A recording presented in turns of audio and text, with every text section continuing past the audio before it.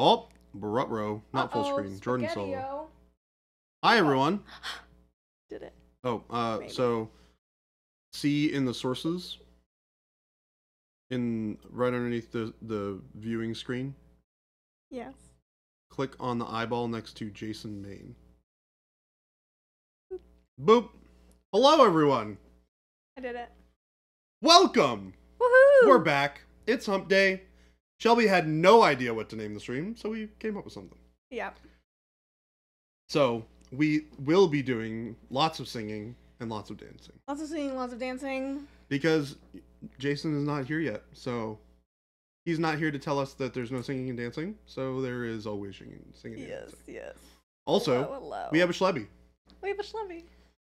And Hello, it's also Finger. the first time that Schlebby and I are here on the same time Yeah. working a show. Yeah, we've never been on a show together. It's always I'm producing when Jordan's gone, or I'm painting when Jordan's gone. I know. I know. Isn't it? It's wild. Mm-hmm. It's wild and crazy. Making history. Making history, folks. How is everybody, by the way? Hope you all are having a wonderful day. It's a nice, kind of dreary Wednesday. Or it was this morning. I didn't feel like it was dreary. Emotionally, maybe. Maybe. Kind of feels slow today. Yeah. Yeah. It's alright though. Well, we got ourselves a nice pirate to paint today. Arg, me mateys. Yar. Hello, everyone. T. Schmidt, Lumberjack Tim, Ghost Hunter, Paint Liquor, Megalodon Jaws, Hoosiers. I'm Ray. Yep. That's all I see in there. Got a lot. Everybody else who hasn't been saying anything. Lurkers galore. Hello. Only people from Seattle would say it's a nice dreary day. Yeah, that's probably fair. I love dreary days. So, I would say that as well, and I'm not from Seattle. Yeah. I don't know. The longer I live here, the less I like having dreary days. I like the sun now. I like the sun, but I don't like the heat. I don't mind the heat. Ugh. I mean, well, hold on. Let's clarify how much heat we're talking about, right? Yeah. Like, what's too much? What makes Shelby uncomfortable? Oh my gosh, like 80. What? Yeah. Come on now. I love being cold.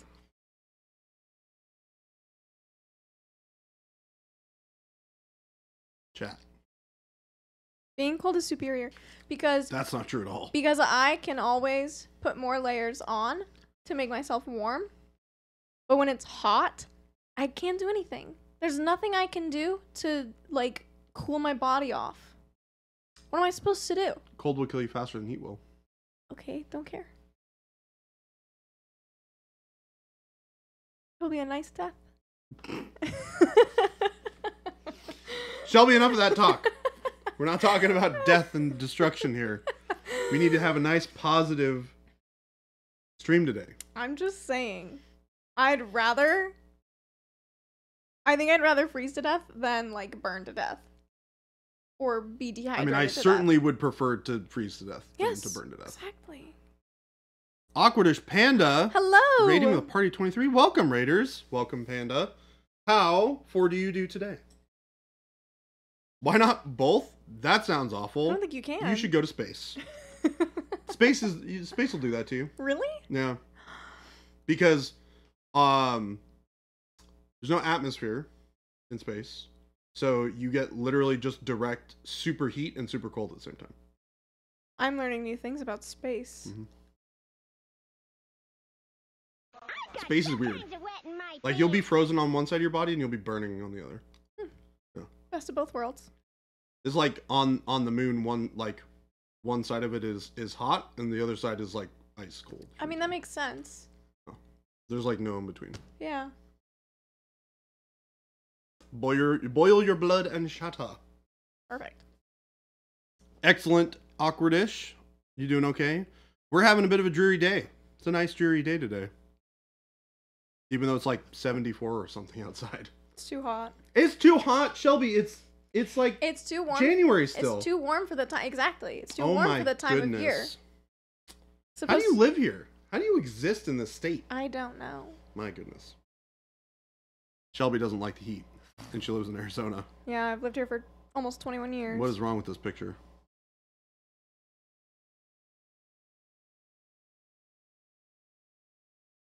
All right, we're gonna paint a guy. Yeah, I mean, I'm used to cloudy old Seattle. That's the life I used to live. No longer, though. Gonna live in happy Arizona. Yeah. Ghost Hunter, it is too hot for January. I don't appreciate it being in the upper 70s at the end of January. It is definitely 78 right now. Yeah, that's ridiculous. To be fair, I think it was pretty much the same temperature at this time last year. I can't remember.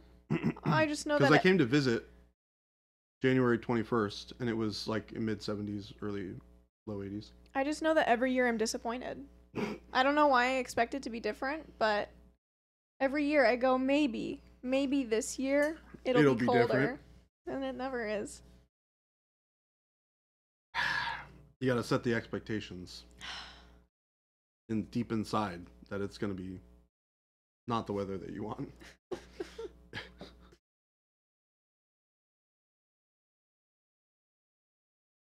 Let's see here. The problem with vacuum and sunlight is that you don't have any way to shed heat because there's no particles around you to take the energy. True.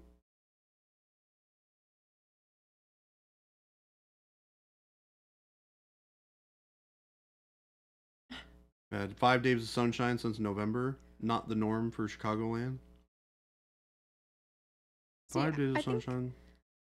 I think a lot of people are experiencing different weather patterns, and we're just not. I don't know. Well, maybe not. Yeah, I don't know. I have no point of reference. I've lived here for less than a year. Yeah. So I am not the... Wait, yeah. You're coming up on a full year. When is that? I renewed my lease. Oh my gosh. Mm-hmm. In March. That's insane. Mm-hmm. I've been here for almost a year, folks. Almost 1 year. Super fuzz. Adepticon this year will be year number 2, or beginning of year number 2. Wow. Question about paint. So I was given the base set of Pro Acryl. I found it is fairly thin. Do you suggest adding thinner when airbrushing? Nope. Generally speaking, no. No. Super Fuzz, you're going to notice that our paints in general are going to be much thinner compared to the other brands that you might have experienced before. Our paint is designed to give perfect flow right out of the bottle for you to use for hand painting, so you don't need to thin it down anymore. But it's still going to give you fantastic, beautiful coverage. We have the ability to impart significant amounts of pigment into our paint while still keeping a really nice, smooth viscosity, which is one of the things that people really love about our paint. So because of that fluidity being a little bit lower, our paints will go through an airbrush beautifully without any additional help. If you do want to thin it, just a little bit of water will get you there. If you want to start making glazes and things like that, that's when you want to start using things like glaze and wash medium, plus a little bit of water to get you a nice, more translucent paint for glazing with your airbrush. But for just building base coats, nah, you just use what you got right out of the bottle. That's what we do here on the stream. We don't thin down our paints for doing base coats at all.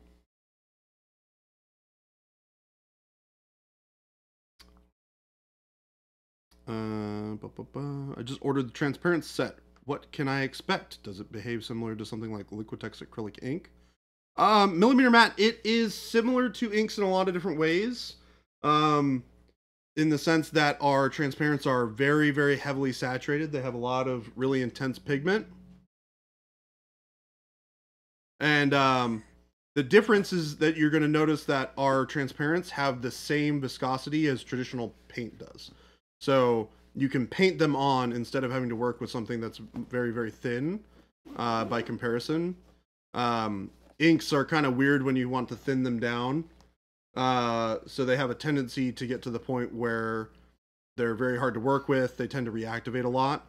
And because we start from a thicker viscosity for our transparents, and we use transparent pigments, you're going to get a much better result when you're trying to thin them down for use with glazes and things like that as well. I love our transparent set. I use it in pretty much every project that I use, or every project that I work on. I can English. Hi, Jason. Hi. He's packing. I hate packing. Shelby. Packing's the worst. Yeah, but I'm packing something fun. That is fun, but still, packing is just... I'm getting to get the first on the road use out of our new Go Bag Mini. so exciting. On the road again. Going on the This is road pretty again. good. Yeah, that's pretty awesome. If you haven't seen it, it's our mini case. It has a neat compression foam lid and lots of pluck foam. And it closes up. And it's really cool. I'm really excited to get my hands on a bunch of those. Yeah. Today was I my think that's first the problem. I'm worried we didn't order enough. Yeah. I mean, I can think of at least like 2 games that I would want to have where that would just be like one self-contained like group of models. Yeah. Any skirmish games you have, I Yep. feel like this is great. Yep. And MCP, Shatterpoint, Relic Blade, anything Yeah. like that. of course, we're not trying to steal the thunder of like army carriers from Battle Foam and things like that. We just want to be able to give you enough of a pocket to carry, exactly this kind of stuff in. Like a war band or enough models to go and paint someplace. Yeah. Well, and it's got great synergy with our bag, right? It's got the I mean, you can talk to them about all the cool things that it does to connect with our existing bags. Well, you can too. Well, you have the bagging while you're doing stuff with the bag. Well, it's got packing. little well, you're packing. Okay, fine. It's got like little Velcro strips. Velcro That strips. That too. English is hard. We call them hug strips. Hug Shelby strip. and I named them today. Yeah. I mean, that is basically what they do. You pull apart the Velcro strips on the back, and you literally just make it hug the back of your go bag. It goes, "Rrrt," Yeah. They're hug strips. It's like and it goes, "Hey, hug." hug. Yep. So it hugs the back of your bag. It's awesome. It was my first time seeing it today. Really? Yes. She walked in, she goes, I've never seen this thing. Do you have one? I was like, I do. Sitting right here. I'm about to pack it. I knew that you had one. I was just like, can I see it? Yeah, I didn't get to see it. And then Have she you got seen the other ones? super excited when I she did. saw how it goes on the back of the new small Because go it's bag. so Well, that's cute. because Shelby is the brand new owner of a Go Bag Evo. I am. I did it. She's very excited about that. Yep. I still need to get a Paint bunch of other to things. go in it? No, And I have paint. paintbrushes. I have paint to go in it. To be fair, I need to add on to my paint set at home. Hello, Wad. Wad Tomato N. Welcome. Hello, sir. Gosu, if you guys ever make a big army containers, I'm in. I need to find No. a carry case for Imperial Knights. Probably not. Yeah. Not really what we do. No. This works great Like I for said, us. the whole goal is to give you a transport to go along with the go bag to get your models and paints places so Mhm. you can hobby away from home. Yeah. And we do that very well. Carrying armies, other people already do that better than we do. Mm-hmm. That's not our gig. There we go. There's How many figures can it all hold? the models. It can hold as many figures as you can fit into. I mean, I'm a using buck foam double tray. wall between most of those, so I'm eating up a lot of unnecessary space just because. But there's 5 mechs, and I've still got way more space available. I'm gonna put the texture trainers down below. Oh, speaking of texture trainer, I'm going to.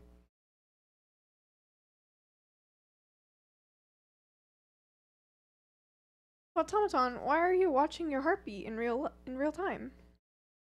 In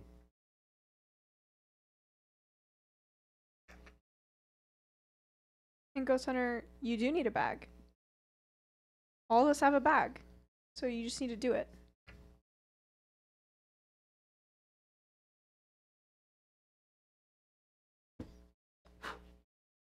And like I said, we do something most people don't do. We put this exceedingly thick, softer foam pad on top. It's 3/4 of an inch or an inch thick, glued to the top cover, so that when you have models in here, it will hold them in place, even if they don't fit into the hole you have made as well. That is one of my favorite things about that bag. So I have to admit.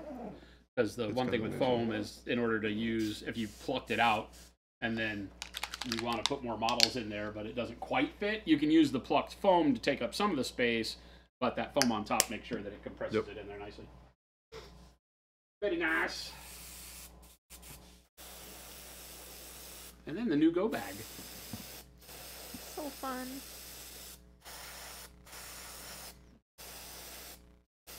Are you actually going to do any painting while you're there? Yeah, we're doing a painting stream tomorrow.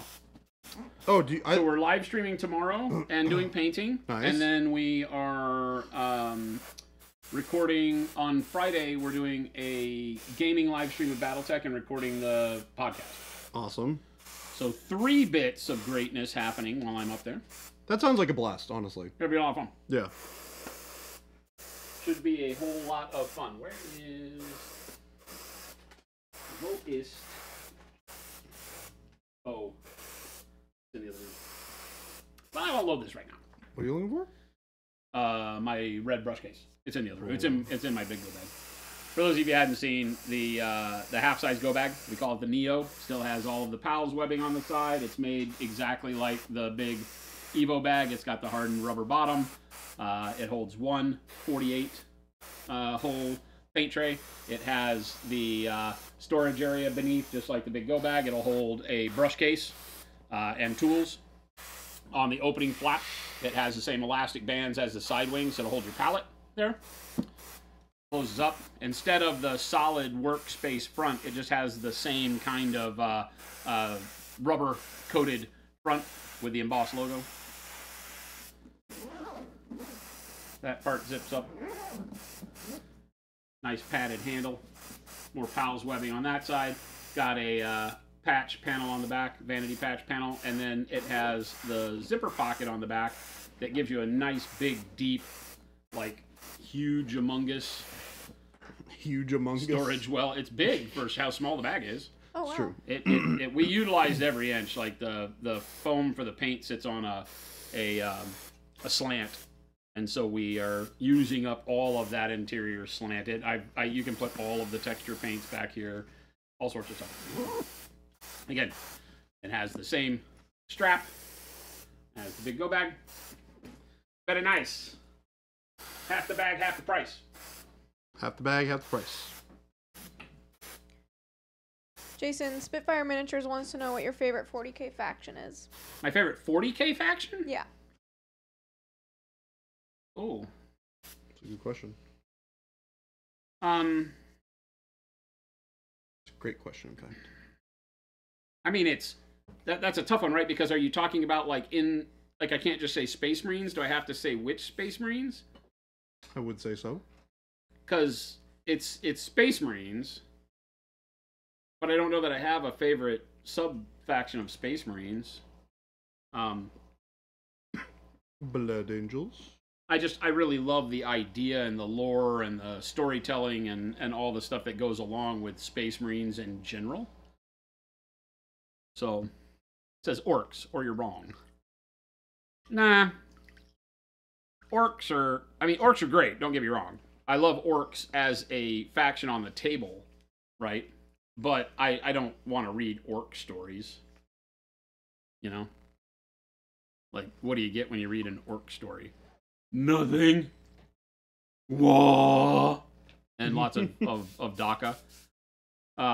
It's like, to me, orcs from a storytelling perspective are a lot less intriguing. They're more like world eaters. They're very one direction, one-dimensional. One-dimensional.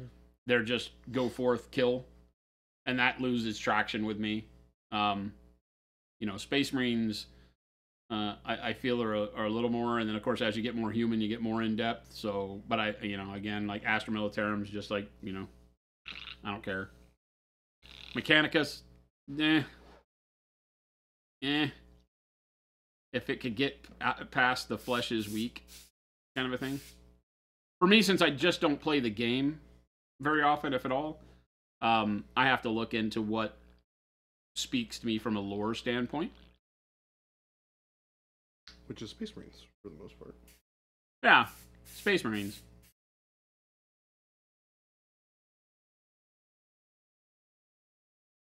Is there a good Tau book to read and listen to?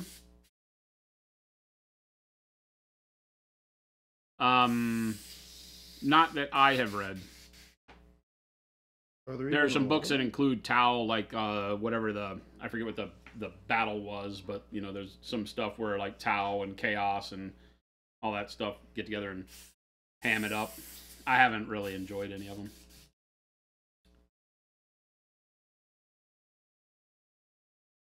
It's gonna be so weird not having you here for the next couple of days. I know, right? I'm never just gone and everybody else is here. I know. Go see you same way. You only paint models you think look cool or models that you like in the lore. I mean, I think that's really the key, right? Is that for me, I'm a rule of cool modeler in general. If I see something that I'm like, oh, that's rad, I don't even really care what it's for. You know, there's plenty of vehicles and robots and monsters that I'm like, I don't care what it's for. I just want to paint it. Yep. You know, I'm getting there. And these days. You know, as I'm sitting here saying this, I'm staring at one on my desk right now. You know, you remember this guy? This guy's just a model I enjoyed painting. You know, I'm like, it has a lot of neat stuff I want to do on it. I don't really care what it's for. I mean, I knew it reminded me of Diablo, but I'm not a Diablo player, so I don't give a damn about that.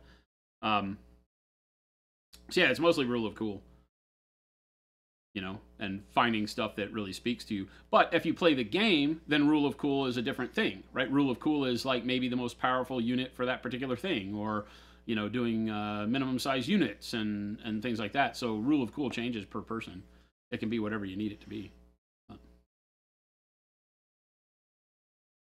Sounds like we're getting some hitches in stream. What's that? Ooh. A little bit of drop frame. Yeah. Looks like the internet speed is having some problems. Silly internet. Silly internet. Why are you doing this? It's buffering a little bit. Looks like it stopped now. Mm-hmm. Freaking Gabe uploading stuff. What a tricky guy.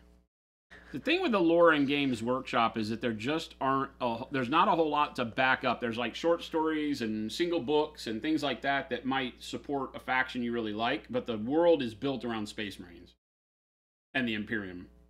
And so there's anything that's under the Imperium's blanket you can find references to in a large amount of books. You're not going to find, like, I haven't really enjoyed many of the Sisters of Battle books, but they've been really neat to read the stories about as sidebars for other things, right?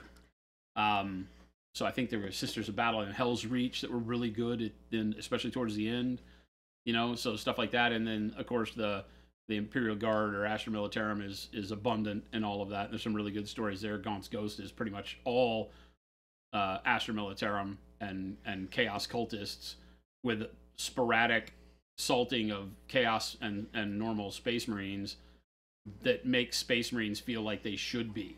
Like when you have Astra Militarum and then all of a sudden you have a single Chaos Space Marine comes through and like rips apart an entire regiment or battalion of you know, regular army dudes, and they have to do everything they can to bring this one dude down.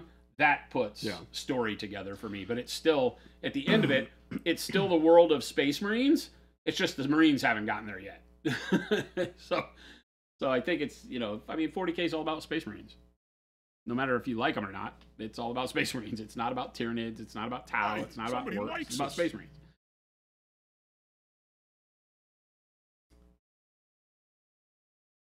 Who's using the Wi-Fi too much? Gabe, telling you it's Gabe. It's Jabe. Gabe did say that might have been me. Jabe, we need you to not be doing what you're doing. Uploading 5 million job. gigabytes It's like, I need you to not of be data doing to the your Google job. Drive. I'm going to need you to settle down, buddy. Not during stream hours.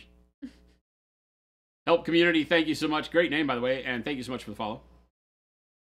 Jen taking up all the bandwidth looking at unicorn pics again. She's not even here. Yeah. Not even in the building. Can't blame her. Hasn't stepped a foot in the building today. Yeah, it's been a Jen's gentless off getting day. teached. Teached? Teached. Gladiator, what's going on? StarCraft had to work so hard to give a plot for the Zerg. Our attention as humans gets naturally pulled to humans. Well, yeah, you know, when you think about it, the storytelling for aliens is always difficult unless there are no humans. If you were to create a world where it's just focused on the aliens, then you can give them emotional qualities that make them more human and identifiable, and you can like the book because you can relate. Yeah. If you have humans in a novel and you try to inject aliens, you have to make them as inhuman as possible, which makes it very hard to write emotional stories about them and get people attached, so they wind up being the boogeyman in most cases. Right? It's just a thing. Because if you make them too human, then they might as well be human. And you'll see reviews on books and movies and stuff saying, I mean, why even bother having them be aliens? You know? Just because you turned them into cat people with 4 legs or 8 legs doesn't really do anything visually in a novel when all they do is act like humans. You know? Yeah. It should have just all been humans. So it's definitely hard to write, you know, for more alien, visionary stuff, unless it's all aliens. You know, if you read stuff like the Bobaverse books and things like that, it has a very humanistic aspect to it. There's aliens in it, but it's always told from a human narrative standpoint. So it becomes interesting because it's explained to you in a way that would be very human. You're not having to deal directly with the aliens so much. But yeah, like Zerg and all that stuff, Tyranids, who cares? I thought Zerg was cool because they as an alien race ended up interacting with humans in a very different way, right? Because Kerrigan ends up becoming a Zerg and all that stuff. They're still the big bad. Yeah. Oh, I mean, that's kind of the whole point. They can't really have a whole lot going for them, otherwise they become human. Right. You know? That's why in Star Trek, the Borg work so well. But they also got stuck being just the boogeyman. Yes. You couldn't ever really tell a Borg story. I know they tried to when the Borg wound up meeting their mortal enemy that came through the, what was it, the Bajoran wormhole? Yeah. I forget what they were called.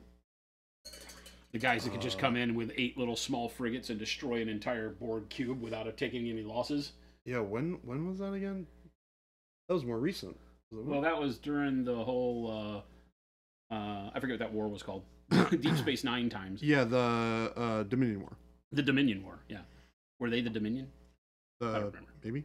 I don't remember. I don't know that stuff. The Dominion were all like shapeshifters. I know Kirk is back.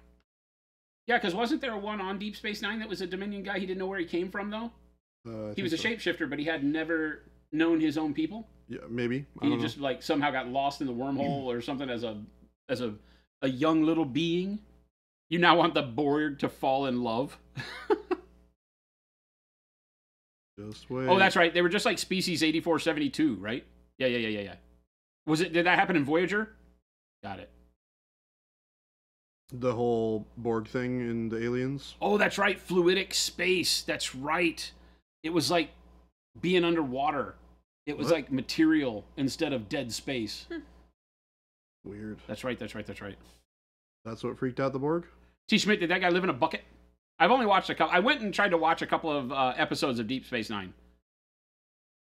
I found out who you guys were talking about when, the commander of Deep Space Nine and all that. Cisco. Yeah. Very interesting character. Very, I mean, at the beginning, I hear he goes back that way, but at the beginning, right, he's very angry because of the Wolf 359 and everybody dying and all that stuff. The way he treats his son is a little weird because I've only seen a couple of the episodes. But he's a weird, almost anti-hero kind of guy. Have we seen Final Space? Doesn't sound familiar to me, Gladiator. I think you're definitely meant to dislike Cisco at the beginning. Deep Space Nine is so good, you love it. The stories seem really interesting. I've enjoyed it from what I've seen. I'm just a bad TV watcher. Anything that's serialized like that, I have a hard time going back to. I'll watch a couple. Like if I'm on a weekend and I have nothing to do, I'll sit around with the dog. Maybe Jen's gone off, doing a hair appointment or something. I'll sit around with the dog and turn on something like that. That's when I did it. And watched I forget what all I watched. But I bounced around from some episodes. I tried to watch some Next Generation. It's just horrible. But all of you guys said Deep Space Nine was pretty good. So I watched a couple of episodes. There are things I really like about TNG. I have such yeah, okay, some of the stories are really neat, and I'm not saying that the whole episode is or the whole series is horrible, but for me, I think the big problem is that and this may sound weird, but some of you may be able to relate. I have such a visual creativity. That makes sense? I can envision things that I can't explain to people, right? So like I can come up with images in my head, and the only way I could really do it and show it to you is to try to paint it, you know, or to try to draw it or something like that. I'm a very visual creature, not just that I recognize more from visual, but in my head I create this visual space. So when I read books, or when books I'm listening to them on Audible, it's a whole movie, right? Like I know what everything looks like in these books, which is why I get so disgruntled when I go watch movies about books, because the movie can't live up to my own visual creation in my head, whether it was in the old days. But I call it the Doctor Who conundrum, because Doctor Who to me has always been horrible television because the visuals have never lived up to my expectation of the story. Star Trek, same thing. Even the original series, I go back and try to watch it now, and it's laughable. When I was a kid, it was great, because as a kid, being very visual, those were the kinds of things that formed my visual creativity. So that was great. But now you look at it, and you're like, they could have done so much better. But technology and all that stuff, you know. So I watch Deep Space Nine, and I'm like, this is hokey, you know. I watch all of that. But then you get into like the modern. That's why I'm very excited for things like Strange New Worlds and the modern stuff, even Discovery and stuff that I don't really like the stories and the characters near as much. But they've been really good because the special effects they're able to put on them, even on smaller budgets, is so much above what old movies could even do. Right? It's like, holy hell, this is awesome. The thing about like Strange New Worlds is you just didn't get enough ship stuff. Yeah, you know, I agree with you. That's the biggest complaint about Strange New Worlds, is it stopped being about the Enterprise and it started being more about the people, which I've always argued that Star Trek is about the Federation and the ships and the stories of the people aboard those ships. Yes. Not necessarily about just the people, because it feels like Love Boat at some point. It's just people on a ship, but we never see the ship do much. There's a couple of episodes that got really cool, but most of the time it was just, you know, hey, something's wrong with the ship, fix the ship, but you don't really see the ship. Well, and like I would say in true Star Trek, the ship is almost a part of the cast. It's a character. It is like the central character. Yeah. It you know, that's why a lot of people got pissed off when, you know, they just like crash landed the Enterprise, you know, in some of these movies where they're like just ditch it. It's like, well, that's the main character. You know, you just don't off the main character like that. So I'm not at that realm. I'm like, I think that's cool, but no. If you can't visualize in your head, is that strange? I've known a lot of people that don't think that way. They just are not. That's not how their wiring works. I'm definitely one of those people that has videos going on in my brain when I listen to books. I know somebody that can't picture colors. Like, no matter how hard he tries, he can't. Gladiator says there's a really good movie called Rebel Moon. I highly recommend it. You give it a shot. Is this a very... Is your tongue planted firmly in your cheek, or is this serious? Oh, this is the latest Zack Snyder one. You don't want to get me started. I remember you talking about it on one stream. Are you sure you want to talk about Rebel Moon? Visually great. You know, I thought that the visuals were kind of neat. I thought the ship design was horrible. The character progression was pretty bad. You know, I think it was directed poorly. I think that the lead girl's story could have been very interesting, but they cluttered it with a bunch of people they never explained or told their story or did anything. I think if you're going to do that, we already have like 8 or 9 versions of Seven Samurai you could have gone and watched that were a ton better. Mm-hmm. I'm going to be honest, I don't particularly care for Zack Snyder or Zack Snyder films. Yeah, I don't have that feeling. I don't mind. I don't really try to attribute things to actors and directors because everybody can make better stuff. You know, that's such a complicated world where what's your funding, what's your budget, what's your time frame, what pressures are you getting from the studios, how they do the edit, who's in control. Yeah. I just look at the final picture. I don't know if it was even Zack Snyder's problem, right? As we saw with the Snyder cut of Justice League or whatever it was, you know, I think that movie was much better than the one we got in the theaters at first. It was still a hard watch. It was way over bloated and things like that, but I didn't like Rebel Moon. I thought it was garbage. It's very rare that I watch a movie and I think I should turn this off. And Rebel Moon was one that I only stuck through with it because I had such high hopes for it. and I couldn't admit defeat. They really promoted the heck out of it. They still are. Are they? I don't know. I haven't seen anything about it. You feel like it's a good standard for the Warhammer 40K show that's supposed to come out with Henry Cavill? I hope not. I hope they do so much better than that. Yeah. Not. I think you should set higher bars.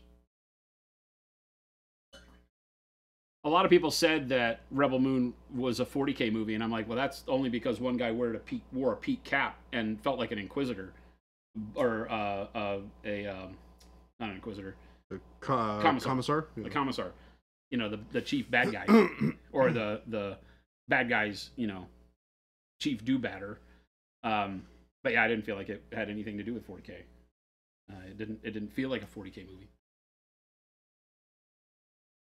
But I am hyped for Henry Cavill to do great things, you know. The fact that he has been hounded for being such a lore hound in things like The Witcher makes me excited for what he'll do for 40K, because I think he'll want to dig into the minutia that makes 40K so great. I just don't know that any studio will let him do it. I know, that's the issue. You know, that'll be very interesting to see how it plays out. Mm-hmm. Because, you know, all of that means time and budget. Mm-hmm. The more minutia you put in. Well, he does have the backing of GW, right? As far as I'm aware. You hope God King Cavill, Master of Mankind, delivers. I hope, and I've said this a million times, and I think we will revisit this as whatever content comes out in 25, 26, because it's going to be a couple of years before you see anything. Correct. I hope they don't do anything focused on Space Marines. And that's my big fear, is that we'll get a Space Marine movie. I think they are going to. And that'll be the biggest mistake they ever make. I just hope that they don't screw it up too much. I think it's...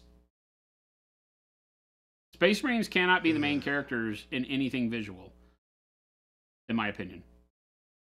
Video games, notwithstanding, right? You can make Space Marine, Space Marine 2. You can do video games where you play a Space Marine and all that crap, whatever. If they do Space Marines, it will lose my vote of confidence almost immediately. They need to do something that is Astra Militarum focused, Inquisition focused. I've been saying they should do the Eisenhorn trilogy the whole time. Inquisition would be cool. Or create a new Inquisitor. They don't even have to do canon lore. Let him create his own stuff. He knows what's going on. I'd be a big fan of backing Henry Cavill with his love of the genre and the material to just create his own Inquisitor retinue. Put together a really good star-studded cast that's a lot of fun. They could do the buddy cop humor. They could do everything they wanted to do with just a cast of inquisitorial retinue people, right? Because that's what they are. They're usually a bunch of outcasts from various places that an Inquisitor has put together. And then you can have a Space Marine or two or a whole squad or whatever you want in the movie and make them feel like Space Marines. If the whole movie is just a bunch of Marines running around, then everything they face would have to be at the level of Space Marine caliber, and the whole movie feels stupid. You need to have everything feel very human, and then in order for metahumans to feel like they have a place. That's what makes superhero movies suck so bad, until you do it like Avengers did, where the whole world was blowing up, the superheroes felt overwhelmed, like they could die, Iron Man got scared, Hulk got scared, you know, that kind of stuff. Because the humans around them were all scared and stuff was going to hell in a handbasket. I think you need to make it a human movie. Tell a story that is very human and relatable to you and me, and then throw Space Marines in it. I already presented my script live on stream. Cavill as an Inquisitor or something in an inquisitorial retinue. They're fighting Chaos cultists. They, you know, are trapped in a bad situation. Things are looking grim. And at the very end of the movie, right, we get... they get their butts saved by... Well, yeah, we get them on, like, the bridge of the... They fought their way in, and they've discovered that on the bridge is, like, some, you know, maybe it's a Chaos Space Marine or Chaos Sorcerer, you know? Or a demon of some kind. Demon or something that they found, and they wind up way out of their league, and it's just the biggest bad you've ever imagined, and then all of a sudden, at the end of when you feel like, okay, well, they're dead, then all of a sudden there's a teleport Homer and a blast, and the... you know, the smell of electricity in the air, and you get Squad Damocles shows up, you know, and all you see is islands is light up, and then the movie ends, right? Or the episode ends. Mm-hmm.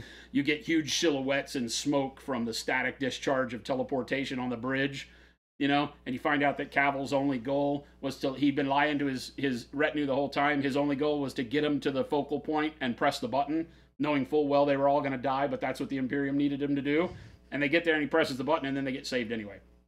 Because then you set up a really good deal. So, Henry, call me. I will write all your scripts.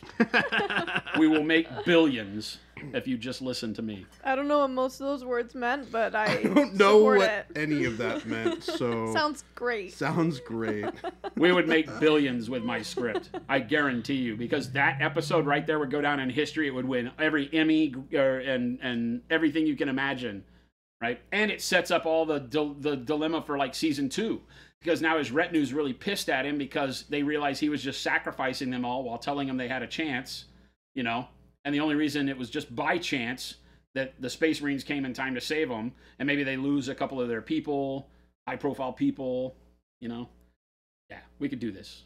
I like it. We could do this. Gotta get in contact with him somehow. We can do this. Jason knows how to get in contact. As long as I get to meet Henry Cavill, I'm all for it. But see, that's the point, is that you have to have the Space Marines, and like you would end the season there, and it's almost at the beginning of the next season, you literally pick it up after the battle, and you literally just show the Space Marine talking to him, like maybe from the back or something, just to get the scope of size of these dudes, and the battle scars, and then you can do flashbacks to the battle, like one of his retinue members has PTSD from seeing his first Space Marine, or something like that, because they're really supposed to invoke such a state of fear in humans that it's unbelievable. So if you just make them normalized, you've lost the entire storytelling capability of Warhammer 40k.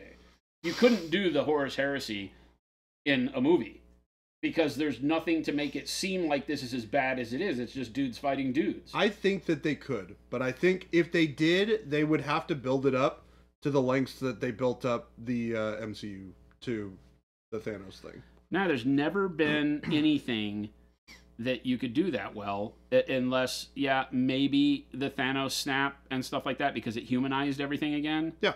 I think they have to start it from rooted, like, you start it like Imperial Guard stuff, and then you The problem is, like, if you give the Horus Heresy to anybody that doesn't really know anything about 40k, they don't like the books. It does not attract people that don't know anything about 40k. Mm. They're well written, you know, in most cases, you know, but nobody cares because it doesn't have anything to put weight to Space Marines except for those people like us that already love Space Marines. You need a level of background understanding too, because that world and that universe is so complicated and convoluted and broad and it's got so much going on. Well, we've already got an idea of how far beyond normal humanity Space Marines are. Yeah. You know, and in the books, they don't have to spend ungodly amounts of time saying that. But if you were to make a movie, you just have to repeat that over and over again. Otherwise, it just feels like they're just dudes. It's just like watching Halo. It's just dudes in armor fighting. God, that show was terrible. Someone just mentioned Halo. Show Great was so example bad. of what not to do is the show- Halo TV series. Show was bad. Was it? It was. I'm not invested enough in Halo to even care about a TV show. I mean, okay. Here's my 2 cents on that sort of stuff. Generally speaking, it was not good. Did I enjoy watching a few hours of bad television when I watched it? Sure. It was fine. I watch bad television, like reality shows. I feel like that's meant to be bad television, though. Yeah, Jen does too, but yeah, I think everybody has their version of what their bad television is. Yeah. I'm willing to watch bad movies like that, and I just enjoy never it. had Halo as a game, never played it, never paid attention to it. So for me, Halo's never meant anything. Yeah. And so when they were like, "Oh, it's a Halo television series," I'm like, I don't know what that, you know. Yeah, don't know, don't care. Well, and then I heard a lot of bad reviews, and I was like, well, that's not even on my radar then. I'll watch anything sci-fi, generally, until somebody says it ain't worth watching. Mm. I think it was interesting if you were not intimately familiar with the Halo verse. So maybe it would be better for somebody like me. Yeah, because I was not super well versed in it, and I thought it was all right. I acknowledge that it was a bad movie, or bad show, but like I didn't think it was like horrible. Was it like Boba Fett or the Mandalorian? Did people get pissed because he like took his helmet off or something? Master Chief? Yeah, I think so. Or Yeah, got turned into like the something. Good Herald He just wasn't as mentioned bad a badass as everybody wanted him to be. Yeah, like the thing about like Master Chief in the games is he's kind of like that juggernaut of just like, I'm a badass, I can hang out and deal with all this stuff, I'm kind of invincible sort of thing, right? Haven't I seen like a cinematic where he jumps out of a spaceship to another spaceship and blows up a spaceship along the way? Yeah, probably. Yeah. Yeah. Halo was made for people whose familiarity with Halo is dude in green armor does stuff in space and fights aliens. So you didn't need to know a whole lot, right? Yeah. To Game be Delay says it needs more. Why are you in such a lovable mood today, Game Delay? I don't understand. Game Delay wants everything to have more hearts. Is it because we're coming up on Valentine's Day? Are you getting prepped? Probably. the Good Herald, you're not wrong. You The, ready? the all of those He's a space marine. yeah, they like all of those dudes are literally designed to be space marines. Like Okay. that's the whole the concept of a space marine and the training and the upbringing of a space marine is literally just Master Chief and the other, I forget what they're called. But like it's literally one for one. Except for the whole like Space Marines have like 4 hearts and 3 livers and 2 hearts. 2 sets of 2 lungs. hearts, 3 lungs. You know what I mean? It they have weird genetic stuff going on. 2 hearts, 3 lungs. These guys are like genetically enhanced, I think, but they're not to the level of modified as Space Marines are.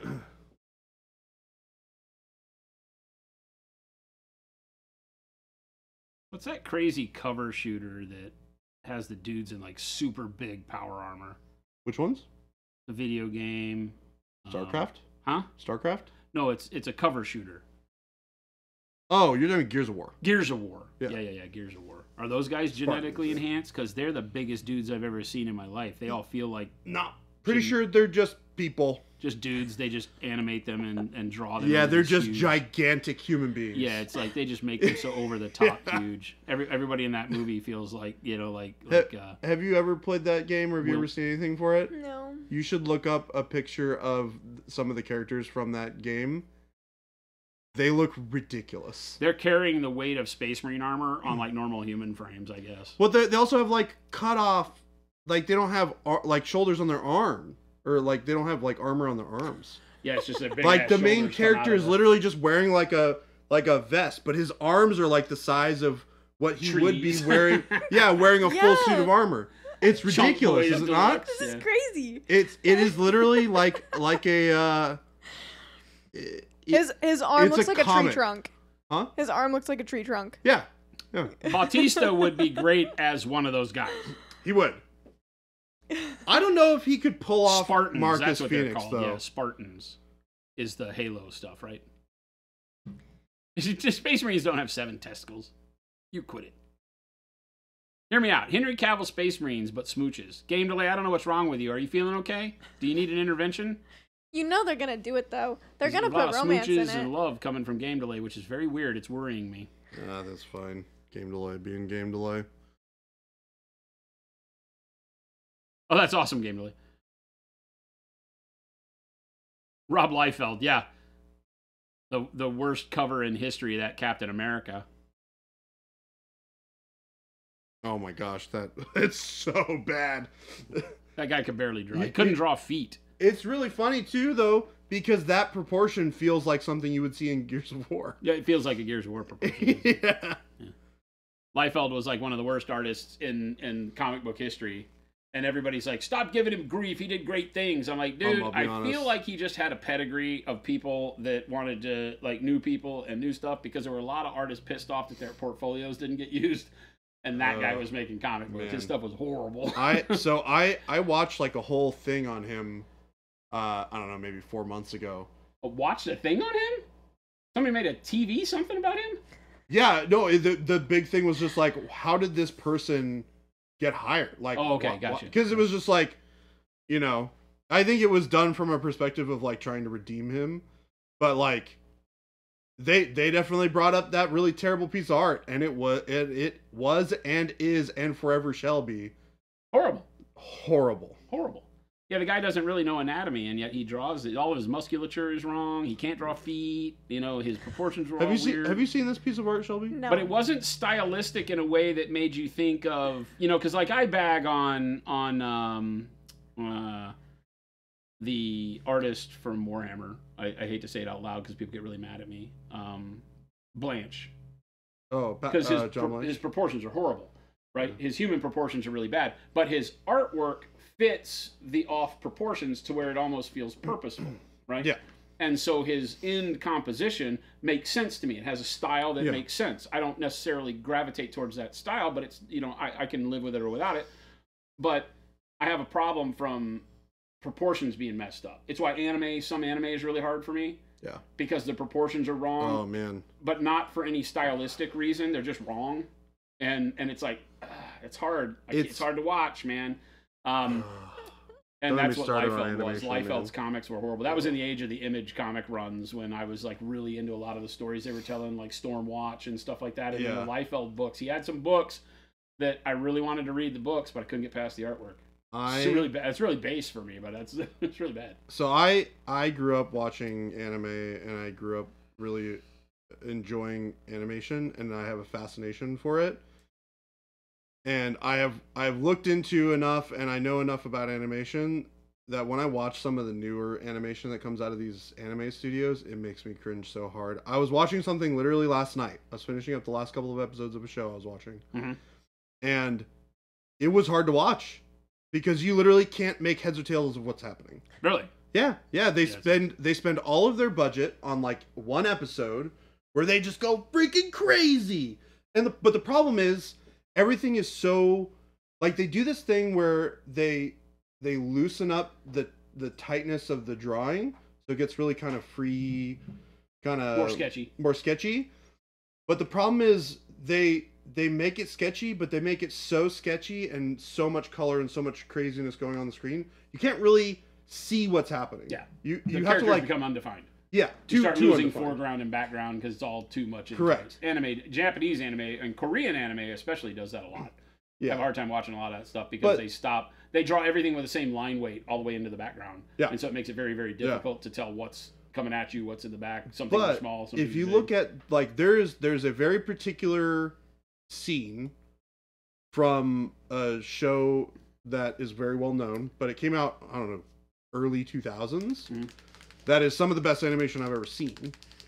And it's because it's so clean, but it has like the transfer of weight and motion into telling the story of what's happening during the scene is like so well done. And then I compare that to things like what I watch now, and it's just like I can't. It's hard for me to watch. Well, and a lot of things that I've seen put a lot into the pilot because that's what gets you greenlit. But you don't get greenlit with the budget to do that same level of quality through the whole series. So I see that a lot. Yeah. It's interesting the way Hollywood treats that, but I get it, you know. Season to season, some things lose their quality like that. Yeah. Yeah, I just... Definitely bums somebody me in chat out. saying that Liefeld's stuff was much better than the garbage Marvel's turning out now, which may be true. That's a shame if that's the case because that was really bad. But I haven't paid attention to comics in a long time from a collector standpoint, so I wouldn't know what current comics even look like.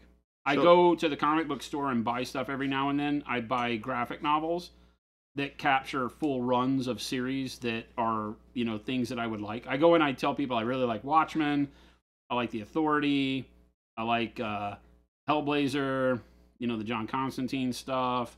You know, I give them all these things I like. You know, 100 Bullets, Azzarello's stuff. You know, that's the kind of stuff I fall into. And if I go to a good comic shop, then the manager there will be like, I got stuff for you, you know, and they'll guide me to things that I should try out. Yeah.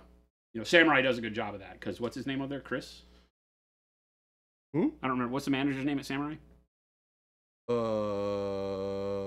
Chris? No. Tim? Nope. Starts with a C. I'll remember it in 5 minutes.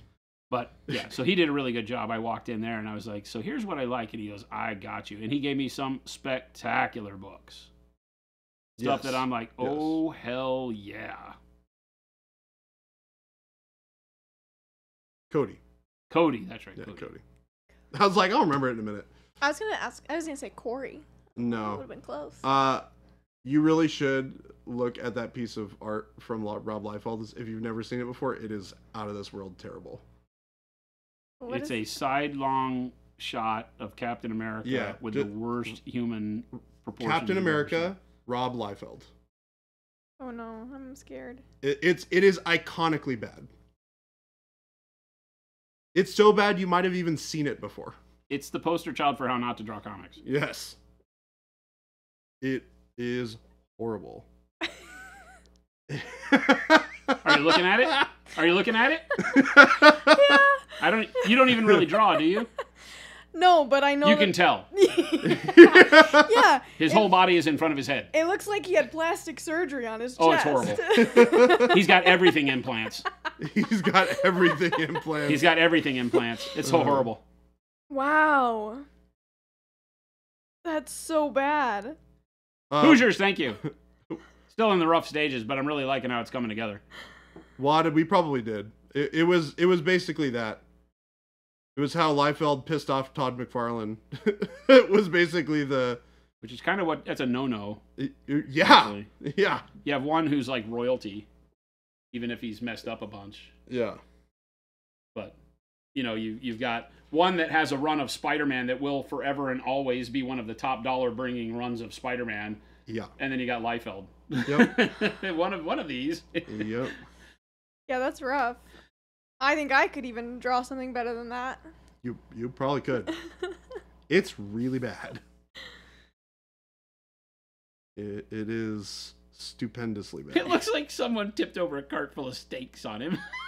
That's not wrong. You're not far off. He was, though.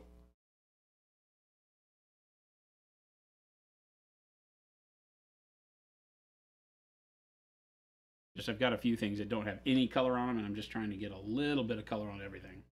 I love how people try to defend that piece of art, too. People try to now, defend to be fair, it? if true and based on a young Arnold pose, then it's probably very accurate. It's horrible artwork. It doesn't matter if he had a reference photo. He missed. Yeah. He missed. You know who doesn't look like that? Arnold Schwarzenegger. Arnold Schwarzenegger. Turns out. There are YouTube videos about how bad that cap is. That's so funny. Oh yeah, there's... I cannot begin to tell you how for not being able to sensationally that, bad by the it way. is. Yeah, that's going to be ingrained in my mind forever now. I won't be able to look at him the same way. Yeah. So... Every time you see Captain America, that photo's going to pop up in your head. Exactly. Yep. Sorry, there are plenty of really fantastic pieces of Captain America art that exist. Yeah, that is not That one of is them. not one of them. Not by a long shot. No.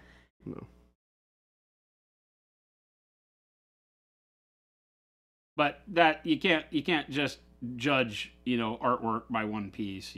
It's like, but that's Liefeld's. You remember that guy that did the sculpture of the famous soccer player? No.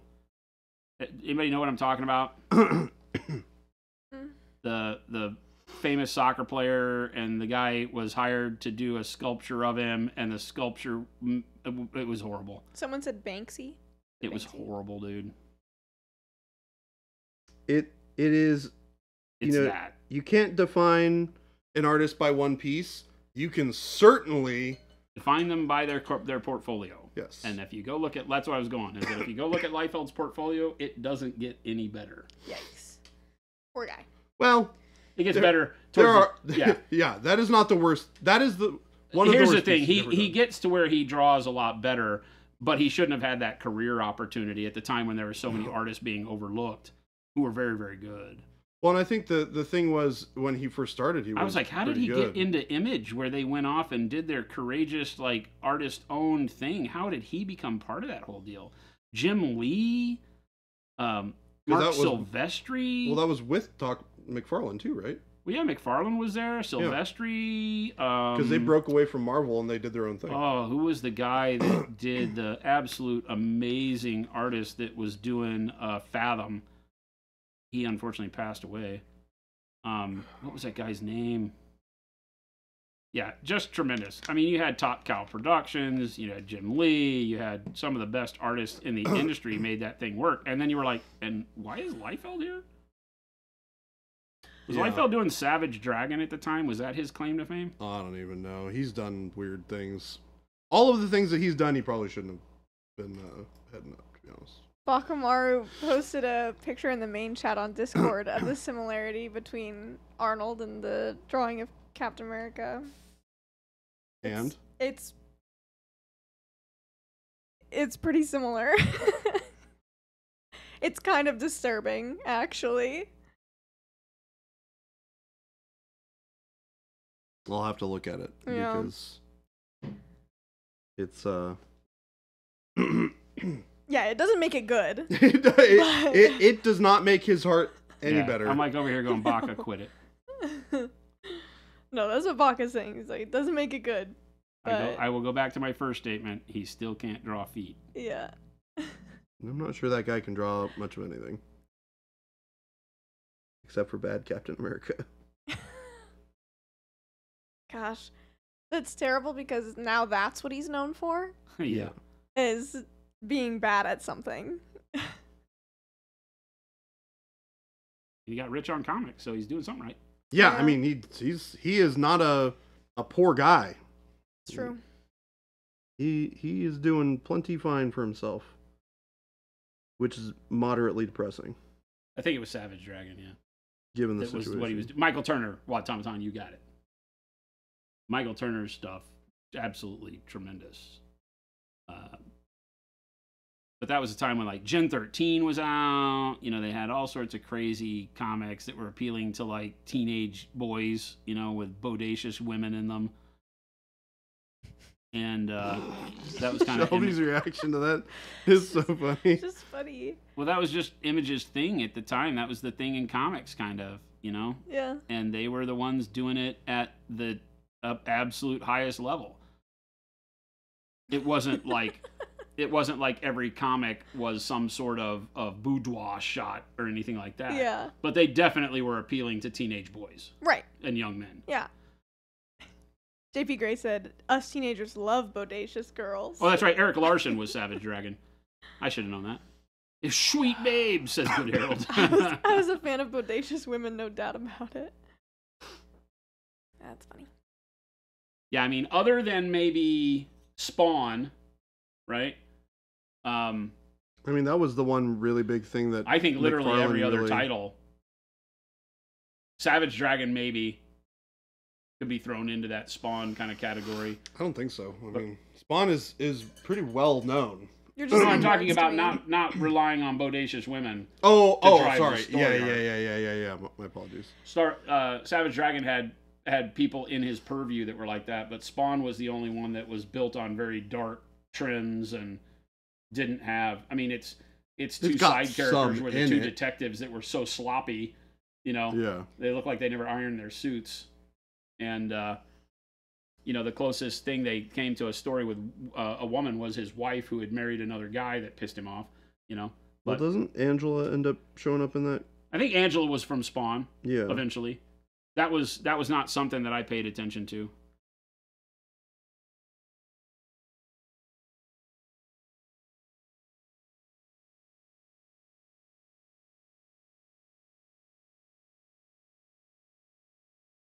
If you want a good read that is crazy, because, you know, at that time, a lot of comics got away with murder.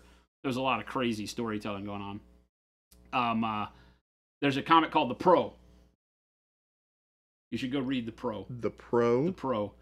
It's a girl who has superpowers, but decided she didn't want to hang out. She hung out with superheroes for a minute and decided she hated them all, and so she's a prostitute now. What the heck? It's the only way she can make ends meet. I think she has a kid and has to turn tricks for a living, but she's also superpowered. So it's called The Pro. Weird. Wow. It's a Wait, so very, she's- very poignant story about the ludicrousness of the superhero world at the time. There's a lot of stories like that. You know, that's the stuff that I kind of were told in the vein of, what was the anti-superhero or the anti-Superman movie that came out? Brightburn? You ever see Brightburn? Mm-mm. Same kind of thing, right? It was these alternate takes on superheroes that were very strong at the time in the like mid to late 90s, maybe early 2000s. You know, The Watchmen was a very anti-hero, superhero kind of a thing that spawned Dr. Manhattan.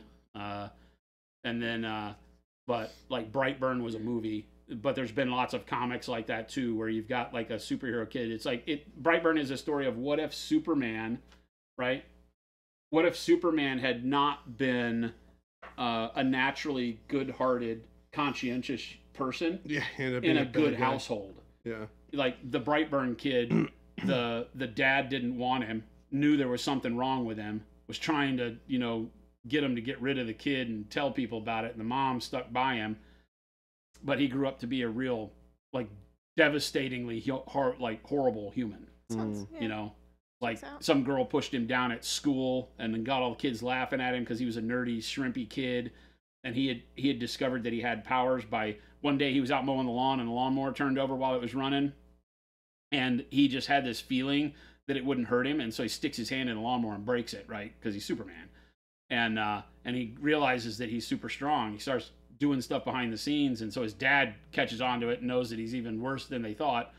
But the kid gets pushed out at school. They all laugh at him. The coach says, "Help him up." And the little girl reaches her hand down, and he breaks every bone in her arm, crushing her hand. You know? Oh my gosh. Yeah, it's hilarious. And then he goes around to kill all the people in the town. So Hilarious. yeah, and then at the end, It's hilarious. he finds out he can concerned. fly, so he downs like a 747 passenger plane full of people and kills them all. What And, the heck? yeah, yeah. Hi, Jade. Hi, Jade. It's a very good horror flick. Thank you for the follow. Hancock. Ungini. Hancock was kind of funny. I like Hancock. That movie's funny. Yeah, Hancock was kind of funny at the time. It has who is his wife in that one? I don't remember. It's Furiosa. Charlize Theron. Charlize Theron. Hey, somebody Right. likes us. Yeah, that was a good movie. It was a good movie. I haven't seen that in years. Yeah, me Because- neither. It's funny when you mentioned it. I was like, oh yeah.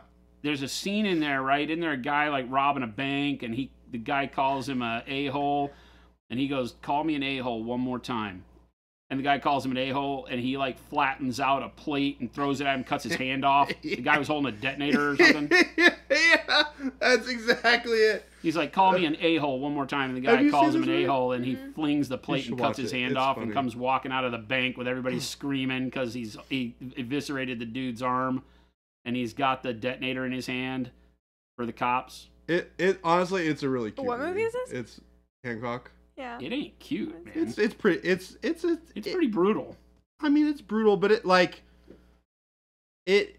has like a, I don't know. There's some It's not rated heartwarming E for part about everyone. it. No, it's certainly violent, but it is funny. He's a drunk. His wife left him. Yeah. But don't Oh, they? and his don't they lose their powers when they're close to each other? Is that the one I'm thinking don't of? ruin the story. Oh, sorry. Yeah, spoilers. God. Hey, if you haven't Jeez. seen Hancock yet, you get freaking spoilers. I'm sorry, it's only 80 years old. Yes, the reason that they couldn't be together is that they kept on. They basically become human when they're together. I feel like I don't even need to watch it now. Good. Saved you the wasted time. No, it's worth watching. It's a great movie. She's being rude to me, so I'm being rude back. Watch it. It's worth it. I know. And it's Will Smith. It's Will Smith and Charlize Theron. Not a real good sell point. Some Will Smith stuff is fine. Bakamaru said, I mean, if Hancock is 80 years old, what was Walking with the Dinosaurs like, Jason? I know where you live. You got I got. know where you live, Baka. Also, her husband in the movie Deadpool is really is funny cute. too. What's that guy's name? It's the same guy who is the dad. Oh, they in- attract bad guys when they're together? Oh, what's his name? Have you ever watched Red Sun is the one. Like, what if Superman had fallen into the Russian territory, and so he was Red Sun sickle and Superman? hammer on his chest. Yeah, also a good one. Jason Bateman. Is that who I'm thinking of? Jason Bateman is a person. Yes. From Arrested Development. I don't know if you're thinking about him. Well, the guy who is her husband in the movie. Oh, I think that is him, right? Yeah, it's the guy from. He's just a normal dude. Yeah. But Hancock hates him. Yeah. But the funny thing is, like, he's like a good guy. He's not a bad person. Yeah, he's just a normal dude. He's just like a normal dude who's like very likable. So it's just like classic. Yeah. But Hancock's like a drunk living on the streets too. You know? Yes. At the beginning of that whole thing. It's literally like the cover of the DVD is like him in a screwed up, like, homeless looking beanie with like a crappy pair of sunglasses on and like a scruffy beard. That's called a toque, by the way. Yeah, no, sure it's not. And he walks around literally with a brown paper bag full of booze in it. It's very funny. And who can forget Wild Wild West? Oh my god. Horrible. It was actually fun. Wild Wild West was fun. It is fun. It was a fun movie. The big spider contraption. Very steampunk-esque. Yep. Independence Day is great. I don't know about great. I think it's a fun movie. It's a fun watch. I would make the argument that it's great. Wow. Okay. I've never actually seen it. So. But remember... Does it go on your list of top 10 movies? No. Okay, so it's not great. Well... He makes a good point. Greatness can be of many different kinds. There are many different types of great that exist. I would argue that that's not true. Well, one can be a great painter and can also be a great soccer player. That is not what we're Those talking about are two different here. types of greatness. Right, but okay. What? You can't argue. Your logic with is that crumbling. Illogical Just in logic. front of my eyes, it's falling to pieces. Nah, it's fine. It's fine here. I don't. Your embarrassing Will Smith secret is I like iRobot. I mean, had they not called it iRobot, it's another one of those movies that was not a bad movie on its own. It just isn't iRobot, right? Is that a fair statement? I didn't mind iRobot as a movie. You just can't go into it assuming that you're going to see iRobot. Yeah, because it's not. Miracle Toast, thank you for the sub. Can I get my burnt red back, please? Oh, you gave it to me. Thanks. I was like, I'm pretty sure I gave it to you. Pretty sure. What was different about iRobot from the movie, other than just everything, which is, I guess, literally everything. What was different about the other one he was in? He was also in another spectacular sci-fi movie that was not anything like. Oh, you're talking about I Am Legend. I Am Legend. Yeah. So iRobot and I Am Legend, exact same things. Not even close to the book. Like, you can't even say what was different other than everything. Other than everything. Because the iRobot was a series, right? Oh, really? That Heinlein did, right? And it was the robot series, and it was more like, you know, the AI takeover kind of stuff, and interesting. You know, it turned into just a buddy cop bad thing. It wasn't even really a buddy cop, because he just kind of gets shunned by everybody. He's, like, on his own. No, I get it, but it just felt like, you know, Lethal Weapon with robots. Fair. I Am Legend, another Will Smith movie, complete bastardization. Just don't call it I Am Legend, and you have an okay movie. Except that that was back when computer animation was a little rough. Yes. Right? Like the original Hulk movie and stuff. I Am Legend suffered from a little bit of that because that movie's been out for a hot minute. The zombie-ish looking guys were really bad, but it had some good parts to it, right? I could sympathize with the character that he played. This conversation is making me realize how not into sci-fi I am. Yeah. So you and Jen are in that exact same seat. We have these talks and Jen's here and she's like, I've never seen any of this. Yep. I love listening. Well, what am I doing? Why am I painting these red? Why am I literally painting these red? What? I meant to paint the wax seals Red, and you're painting. and I'm painting the purity Yeah, you literally just painted the purity seals brown. brown. Yeah, No. I'm all worked up about I Am Legend being so horrible. It was not good. Well, like I said, it's just not I Am Legend. You know, I'll say that something is horrible if it's meant to be, you know, like Starship Troopers is horrible as a representation of the book Starship Troopers. But the guy who did the Starship Troopers movie hated the Starship Troopers book. He almost did the movie as a way to make sure that he countered everything that was in the book. That's actually really funny. Because he thought that the book was like a racist diatribe. Racist right-wing diatribe. So he made all of the stuff that he didn't like about the book into that weird, you know, Nazi-esque military stuff that Doogie Howser was the leader of some psychic group and all that kind of crap. You know, it had nothing to do with the book at all. Except that there were bugs. What do you so you're not a big sci-fi person? You don't like watching sci-fi movies? They don't generally interest me. There are a few, like, yeah, I just... What's your preference? I'm more into fantasy. Like, if I had to pick a genre, Verhoeven. I'd say probably fantasy. I feel bad for you because it's hard to get good fantasy these days. It's very hard. It's really hard to get. No, For I reading know. or watching? Watching. Watching Is what I'm specifically talking about. How have you guys liked the whole Wheel? Is it Nobody Wheel of likes Time? us. Okay, so hot take maybe. I actually really like the Wheel of Time TV show. I have enjoyed what I've seen of it. I have not watched any of season 2 because, like I said, my only thing is that visually it's too clean. I think Everybody's season 2, clothes are too clean, except for when they show, like, you know, lowly villagers get dirty clothes, but all the highborn get it. And I'm like, okay, so one thing in fantasy, you don't have washing machines, so get over this whole everybody's super clean thing. Yeah. And the whole multicolored wizard profile thing is kind of stupid. I practice in this house, so I wear red. I practice in this one, so I wear blue. That That's doesn't bother. That's hokey video game nonsense. That right doesn't there. bother me. That's as like much. Pokemon stuff.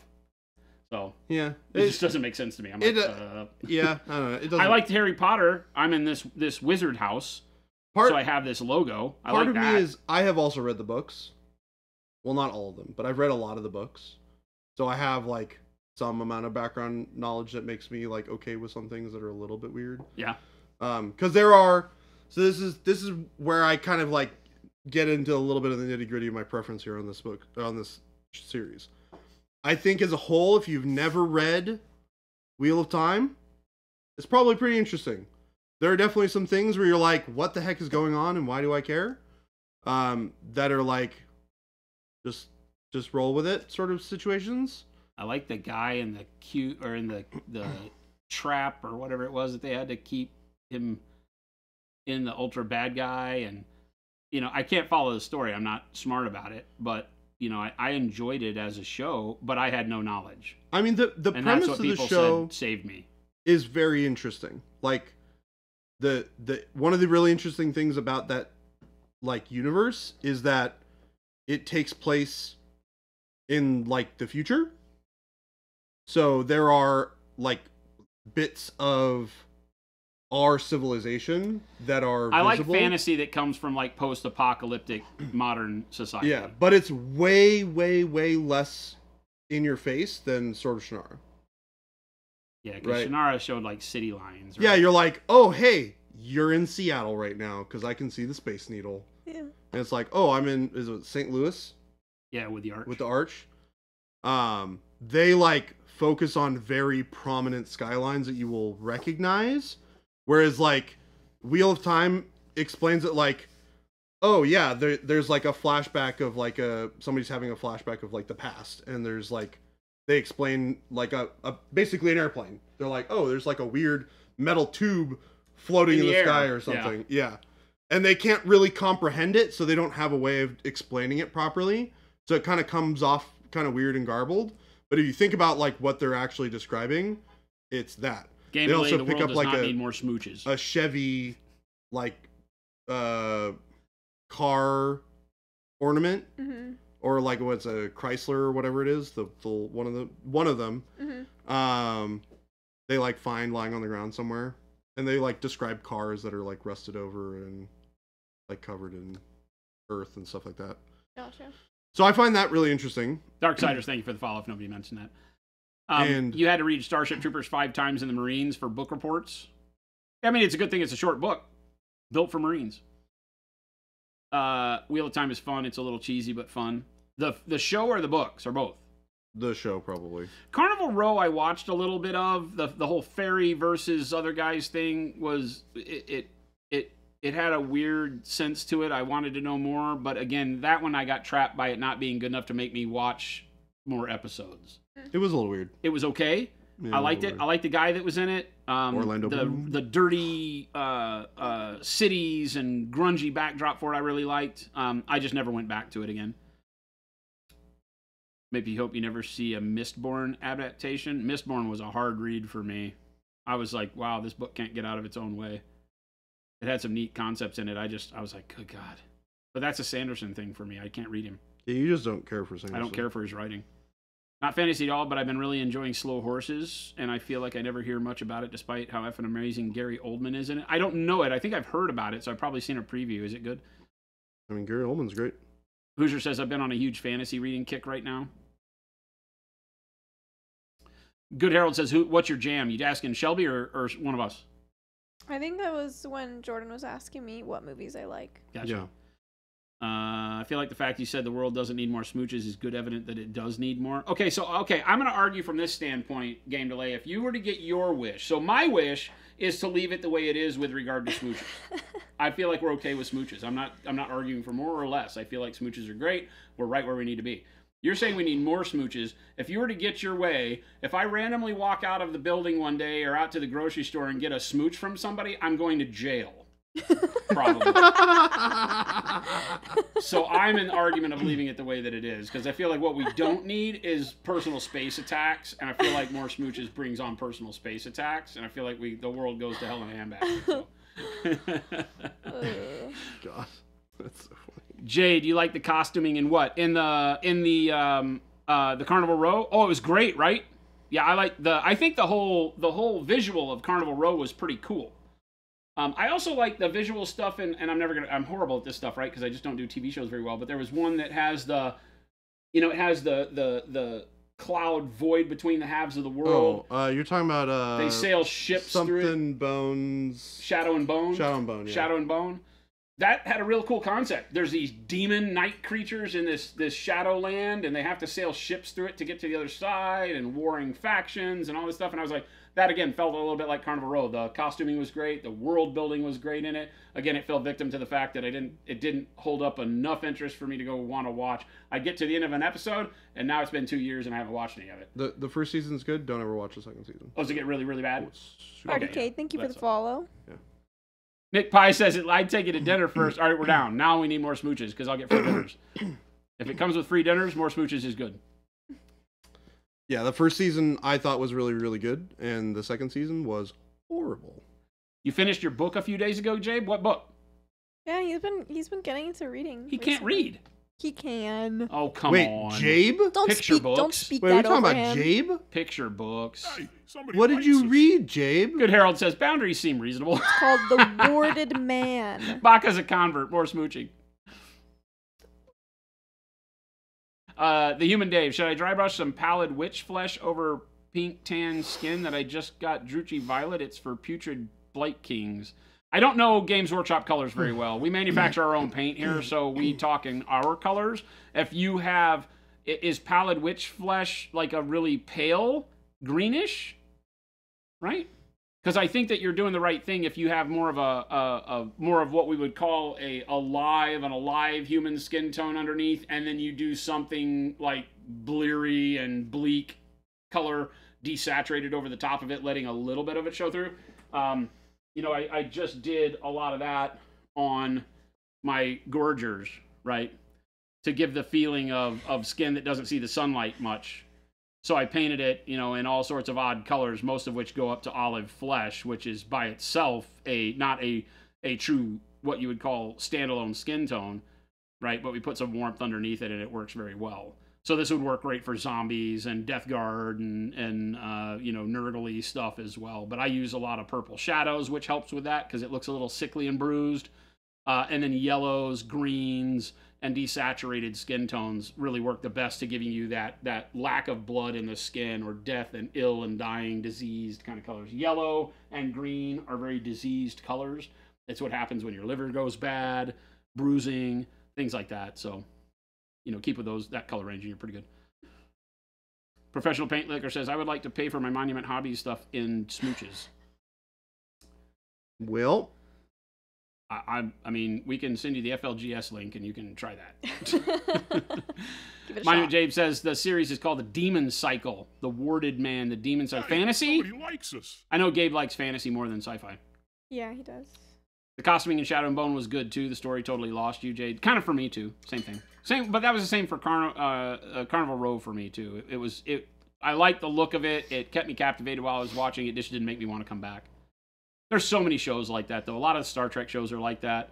I watch it like, wow, that story was really good. Visually, I don't want to watch this anymore. You have finished a book. You haven't finished a book in a long time. You're easily entertained, so I had a good time. That's awesome, man. I just started The End and the Death part of Volume 3 yesterday. you did? Yeah. I put the Lion book on hold because The End of the Death came out on Audible, and so I was like, all right, here's what we're doing now. Yeah. That's what we're doing. Let me know how it goes. That's what we're doing now. Thank you for the follow, by the way. Dobersin0. Doberkinson. Yeah, I wasn't quite sure how to say that one. Yeah. And Nemriel Gaming, thank you for your sub. 30 months. Holy cow. Nemrio, what's going on? Welcome back, everybody. Hope everybody is having a good week. It is hump day. I will be out for tomorrow and Friday, but I will still be visible because I am going to visit with our wonderful friends, John Nenas and Scott the Miniature Maniac up in Minnesota. So we will be streaming tomorrow. I hate to draw views away from here, but we will let you know in Discord. I'm gonna be on stream. I'm gonna be all alone. we're competing with our own channel tomorrow. We will be on the Maniac Jordan, Twitch channel. AG DeJohn wants to know what color you're using. Yeah, I saw it.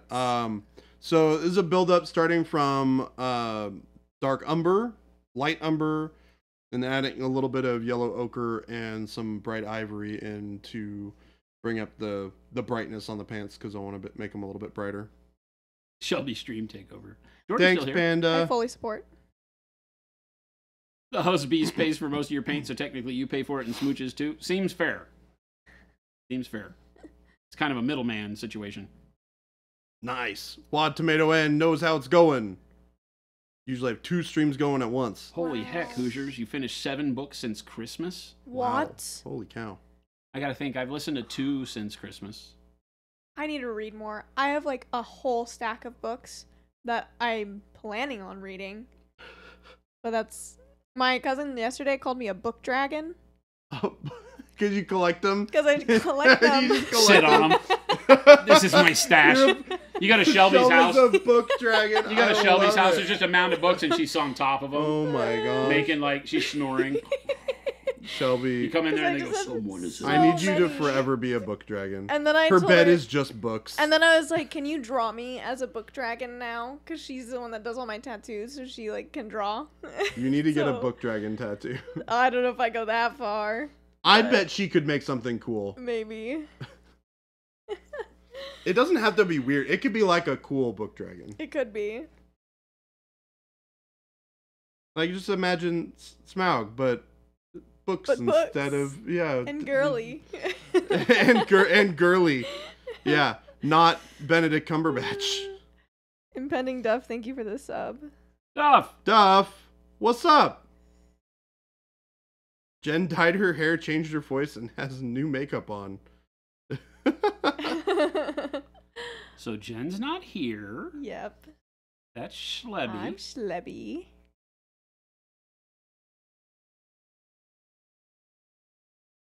Jen is off at a training. Yep. Don't worry, she'll be back tomorrow. Getting teached. She will be back tomorrow. It's just a 1-day thing. Well, huzzah, huzzah! I'll just throw back my legs and pollute my britches with delight. I think she was kind of stressed this morning. Was she? Well, because she wasn't even getting a chance to come in the office. And Yeah, so she was like, I imagine. she was like telling me, she's like, I think everything's okay, but check all this stuff. And I was like, I got you. I got you. You're fine. It's all fine. Also, happy 9. Oh, yeah? Yeah. Today is Jen and mine's 9th anniversary. It is. Mm-hmm. Yay. We are going to... So, the restaurant that we went to our first date on got demolished. Yeah. You're saying that it went out of business or Wow. Like something. 2 or 3 years ago, it got demolished. Like during the COVID time. It was a Mexican restaurant. There's other ones of the Mexican restaurant in town, but rather than go there, we go now to the place that we had meant to go on our first date. Oh, that's funny. But on our first date, it was Super Bowl weekend. Good luck. January 31st, 2015 is when we met. And well, we had been talking on a dating site prior to that, Match.com. Thank you, Match. And it was our first date, and we met at a place that is what's that place called? I'm gonna forget.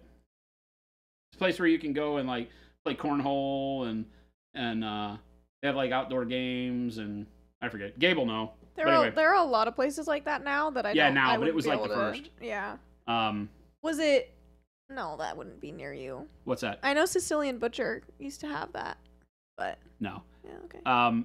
But we're gonna go there because that's the place we intended to go. But they had a Super Bowl deal Party where or a something? corporation had rented out the whole place. Oh, bummer. So when we got there, we didn't even think about it. It wasn't like a holiday or anything. So we were like, oh, it'll be great. And we went, and it was booked up. Couldn't get in. So we went to the Mexican place down the road. So already an awkward date, because I come up with the place along with her. And then when we get there, it's like, well, we can't eat here. Where do you want to go now? And that was her perfect time to get out because she could have said, oh, I just am not really feeling well or whatever. But It's true. we picked another place and we went to the Mexican restaurant. It has since closed down. And so now we're going to the other place. Is it called the Yard? The Yard. Yeah. Yeah.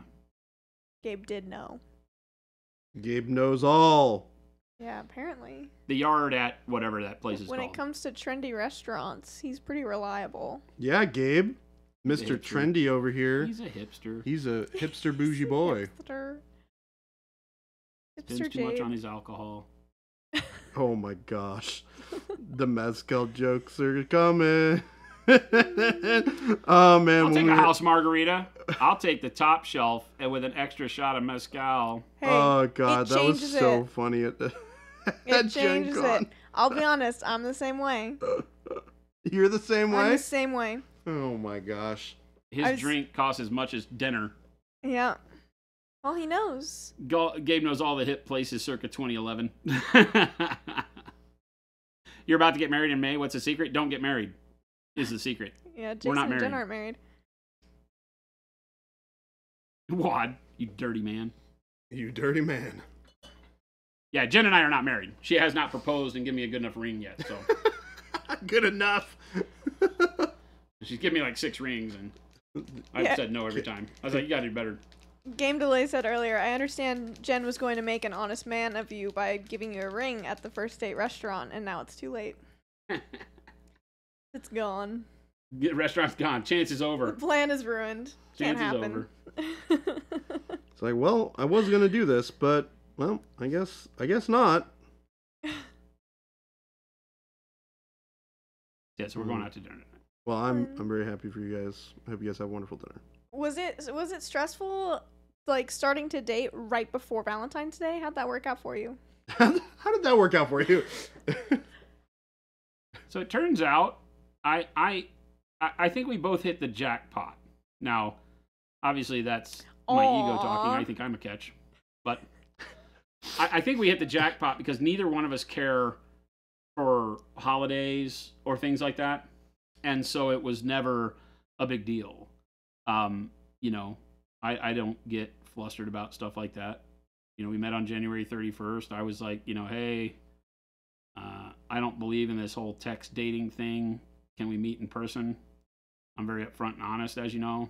So I'm like, if I would rather learn quickly whether or not we should spend time on this than to waste a bunch of our time. And she felt the same, and so we just went out. So we didn't do it with a plan, obviously. Mhm. It worked out pretty good. Here we are 9 years later.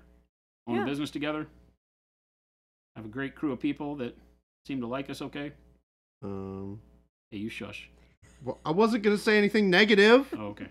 Well, then You you just can- made a I was sound. gonna say very nice, sappy things like you guys are wonderful, and I love being around here. Okay, that And you passes. guys make it what it is. That works. Thank you. Guy. Phil said he likes you more than okay. Ooh, Phil has a crush on me. dang. That was the only thing that made it really awkward about Valentine's is after we hired Phil, I keep getting these cards and roses. You And best not be cheating on me there, Phil. Jason is Yeah, so he's- hot. It's really flirting with you. Jen better watch out. You best not be forgetting our gym dates there. Oh yeah, guys. are Fire gym Arc, buddies. what's going on? Well, Jordan, you're kind of like dating everybody. You keep going to lunch with Kyle, and What? I like the people that we work with. Jordan's like dating around. who's your favorite home wrecker, and why is it Phil?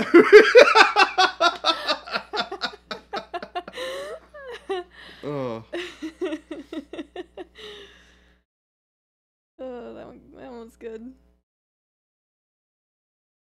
your favorite home wrecker and why is it Phil?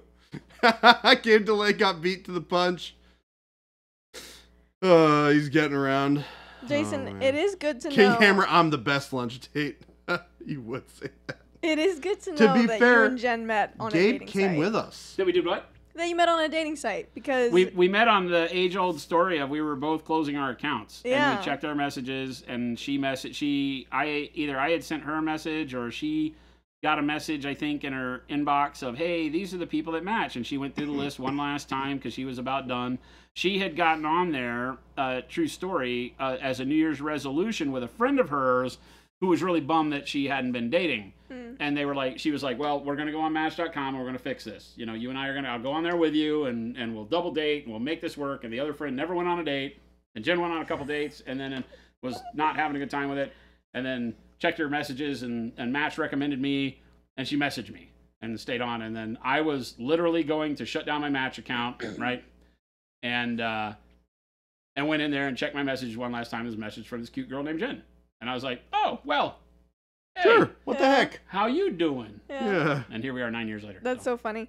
I have a similar experience, except I'm the girl I'm her friend. That was like, I really want to like go on dates, and then I just did not. I had Hinge for 4 days, and I got to the end of the 4 days, and I was like, I hate this. This is terrible, and I hate it because there's just like, I don't even know how to describe it. I just did not like it. As a guy that moved to a new city, you know, because I had lived for a lot of years alone on purpose after my second marriage. Mm-hmm. And I went and lived on the road, and then I had my acreage and barn basically in Colorado out in the middle of nowhere. I always say that it was not a real good pickup line to say, hey, you want to follow me back to my barn that's out in the...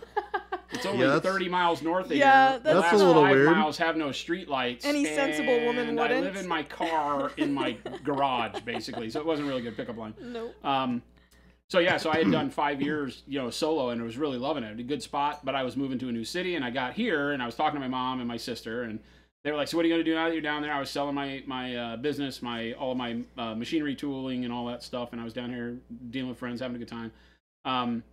And you know, found myself with my friends. They were always trying to introduce me to somebody. You know, they were like, "Oh, we know this girl; she'd be great for you," and da da da da da da. And I always felt kind of forced, and I didn't really like the you know, I've been in motorcycles and punk rock for pretty much my whole life, and I've never really liked the women in motorcycles and punk rock.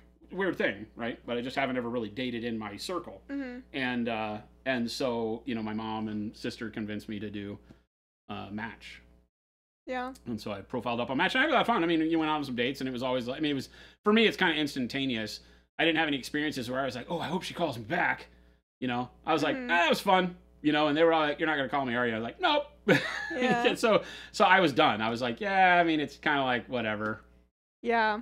You know? My issue is that I'm more old-fashioned than not when it comes to dating, and I feel like the guys my age are not old-fashioned. Hoosier Most says, I knew after certainly my not. first date that I was going to marry her. We were engaged 6 weeks later. That's awesome, man. I mean, that's quick, but that's awesome if it works. Levy, maybe try Ravelry. They say relationships are like cogs in a clock. I'm assuming not lick. And they never quite fit perfectly, and they were one another down. They wear another down a little bit, and some wear one another down a lot and stop working. Others keep working. Every cog is different. Jen and I always say that everybody out there is crazy. You just need to find your version of crazy. What crazy brand works with your brand of crazy? Flavor. You know? You join Bumble every time you knew. Is that another one? There's so many now that I don't even know. I mean, we're talking about in 2010s, like it was Match and Plenty of Fish, and maybe there was another one.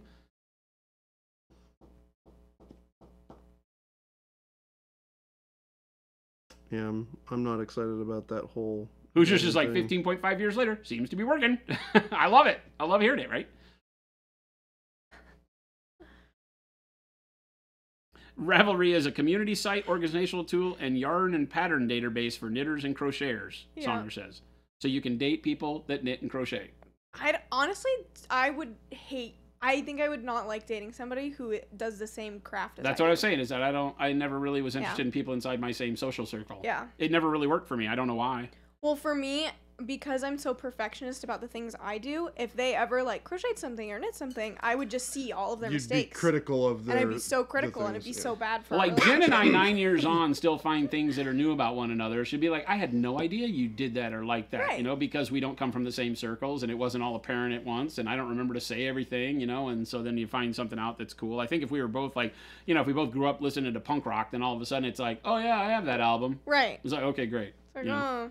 Like every girl in California that wanted to go out on a date with me was like a big Social Distortion fan, and I'm like, I hate them.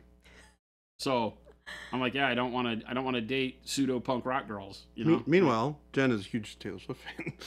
She's a Swiftie. The other day, I'm walking through the house, and her music list is playing on the weekends generally. No judgment. And, I think it's funny. So she's got the White Girl mixtape going, and it's down very low volume. And there's some song, I don't know what the song is, but I come out and it sounds like, I don't know, ABBA or the Isley Brothers or some you know, like disco-y kind of thing down in the bottom. You know, it has a melody and all that stuff. And then all of a sudden, it's Biggie Smalls going, and if you don't know, now you know. And I'm like, what the hell is going on? And I have to look, and it wasn't Biggie Smalls or B.I.G. or whatever. You know, it was somebody else that was using that sample in a song, you know. But it's always something new, you know, on there. So it's hilarious. You met your fiance from a friend's ex who was friends with your now fiance. I'm already lost. You met someone with similar interest and values. Values is a key, right? I feel like that's a tough one too, though, the younger you are, because your values tend to alter as you grow and change. Yeah. And so you have to be careful that there's that understanding that you know, I'm not going to be the same person tomorrow. Are you okay with that? Is there a foundation here that's okay? You know, I mean, Jen and I run a business together, and that was never part of the plan. So yeah, I mean, I think a lot of that has to do too with, like, you know, in a lot of cases, young people getting married before they've really had a chance to. Game Relay, that's a good way to put it. Right? Yeah, Game Relay makes it good. It says you're much different people from when you started, and what works is that you've changed multiple times. Yeah, or what works has changed multiple times. Yeah, because you're still interested in each other, right? And it's tough to tell people when, you know, they're young and dating, or even yourself when you realize it or are told. You know, it's hard to sit back and say, oh, you have to be careful to not fall for the thing that you know is going to change and have that be the one sticking point, you know, whether it's physical beauty or whatever. You know that's going to change if you grow old together. You know, they still be beautiful, just a different kind of beautiful. Yep. FarmersOnly.com was your jam. Christian singles. But yeah, don't hinge on things you know or, you know, political beliefs, all that kind of stuff. Too many people I've known. Your wife and I were friends for almost 2 years. She was like your best friend, and then you realize, hey, we should actually do more than this. That's funny. That's also cool. I you know, it's like saying that I feel like everybody should have to ride a motorcycle before you can get any kind of license to drive. You probably have to drive a semi and a motorcycle. So you've done both ends of the spectrum, so when you're in the middle, you know how to act. I feel like before you're able to date seriously, you should have to, like, hang out in Yeah. a friend way. Right. Yeah. It's just there's no good way to do that anymore Well, because it's all online. That's Yeah. the goal. Like, you know. But now they call it the friend zone, and if you go out on a date with somebody and you're immediately in the friend zone, everybody gets bummed out. And I get that. That's not what you're there for, Yeah. So I get it. It's tough. Well, that's So the that's bummer, why it right? was always good meeting people through your friend circle when it was the old days before the internet. Yeah. Is that you were usually finding yourself attracted to somebody who you'd been around for a long time, and then one day it just clicked. Right. Yeah. That doesn't happen anymore. That doesn't I feel happen like it's anymore. also rare for it to click with both people. Like, Yeah, usually to click with one person first, and then That's or, awesome. and maybe Maybe- not at all. and maybe not at all The for the other other person. person. Yeah. Yeah. We've become a dating site now. This is a dating and This is relationship a very advice interesting conversation line that we're going show. It's a down. dating and relationship advice show. Thank you very much. Philip, you and your girlfriend met when you were 5. You grew up going to school together, but we didn't really talk much after high school. Yeah, that's awesome, man. All of my friends are in Seattle. Except for the ones that I've met here, who are all wonderful. You guys are great. See how he backtracked really quick on that one, Shelby? See that? Mm-hmm. All my friends are in Seattle. You hear that, Kyle? He just wants free lunch. Yeah. I paid my way. It's fine. We're chopped liver. Doesn't matter. In fact, I paid the other day. Shall it be known? Kyle, I'm warning you now. He's buttering you up.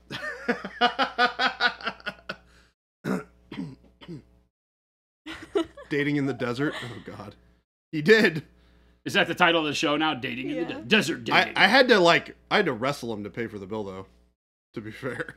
Dating Wednesday followed appropriately by Therapy Thursday. Is anybody else laughing when he said I had to wrestle him really hard to pay for the insert word here? Because what I heard was not what he said. Oh, well, I definitely said bill. Yes! Jay. Oh. Gabe, did you hear what I heard? I need to listen better. I didn't. Because that scared the hell out of me when I heard didn't it. hear what you heard. Yeah, I don't. So old-fashioned of you. Hey, man, I'm old school. There's a reason why I ignored dating people when I was in my younger 20s. I was not a fan.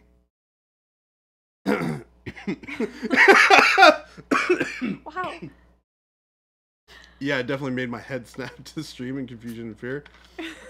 JB, you gotta tell me what you thought it was. 'Cause Yeah. I can't make heads or tails. My of We'll both tell you right curiosity after the is- show's over.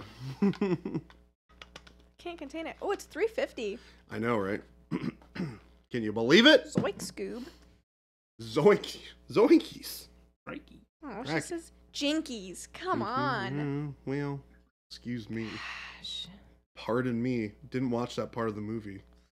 It's a show, too. You weren't. You're not here going to win yesterday. this, Shelby. I was You watching. weren't here yesterday. I was watching. Ghost Hunter, yes. Monument After Dark stream. I don't know how I feel about that. Also sponsored by Jason's Friends at Pet Dragon. Oh my god. Now you know what he said. Huh? He's going to be... Gabe, we can't tell him. He's just going to have to worry about it. Yeah, Shelby and I have literally the same look on our face right now. I'm so confused. That guy was at a meeting the other night. And we both were laughing. And they...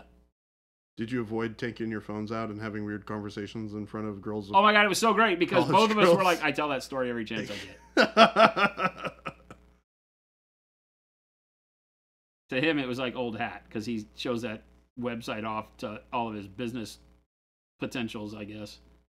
And I was like, yeah, that was just kind of unexpected for me. It was not the way I generally have a lunch.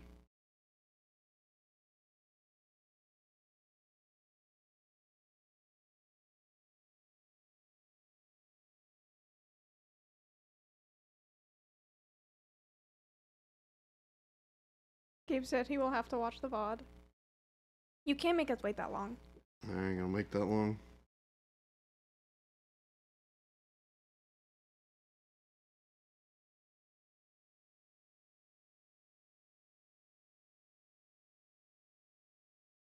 I'm there now. Okay.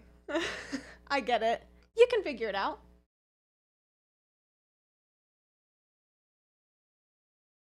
Yeah, and yeah, I kind of get where you guys are trying to go with it. I'm just trying to figure out where in that statement that I made. It's so clear now. Gabe was watching my state of confusion while I read the comments, but I figured it out. That was like a puzzle. Oh, all right. There you go. He's got it now. I said Bill. Oh, Bill though. Mm-hmm. Ta-da! He's got it, folks. Hey! Ooh. We figured it out. Ding, ding, ding, ding, ding. Shelby, I need you to ring the bell. I don't have it. Gabe, I need you to find the bell wherever it's packed up and bring it in here so that Shelby can ring it. That was fun.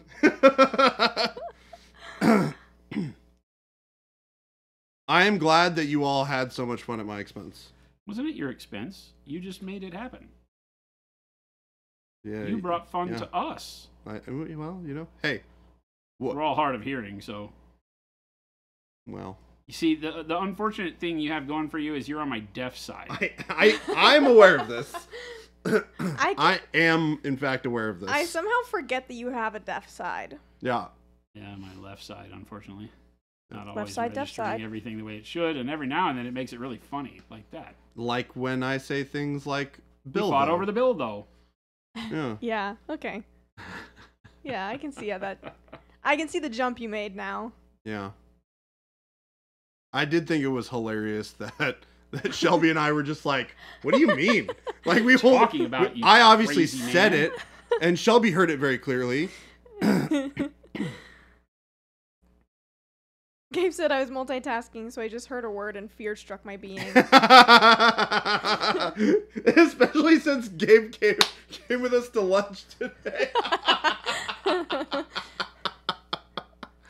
Oh. It's good stuff. Oh, man. Well, at a minimum, at least you guys can have fun. There you go, the stream. chat. You never know what to expect on the Monument Hobbies show. It's something. What did you do to make yourself deaf? Oh, Gunshot accident. so Bakamaru. That's all Turns the out Baby J context? and Jason's lunches are more similar than we expected. Oh my gosh. Y'all are delightful. Next time on Dating in the Desert. I like that name. Dating in the Desert? Yeah. Yeah, it's pretty great.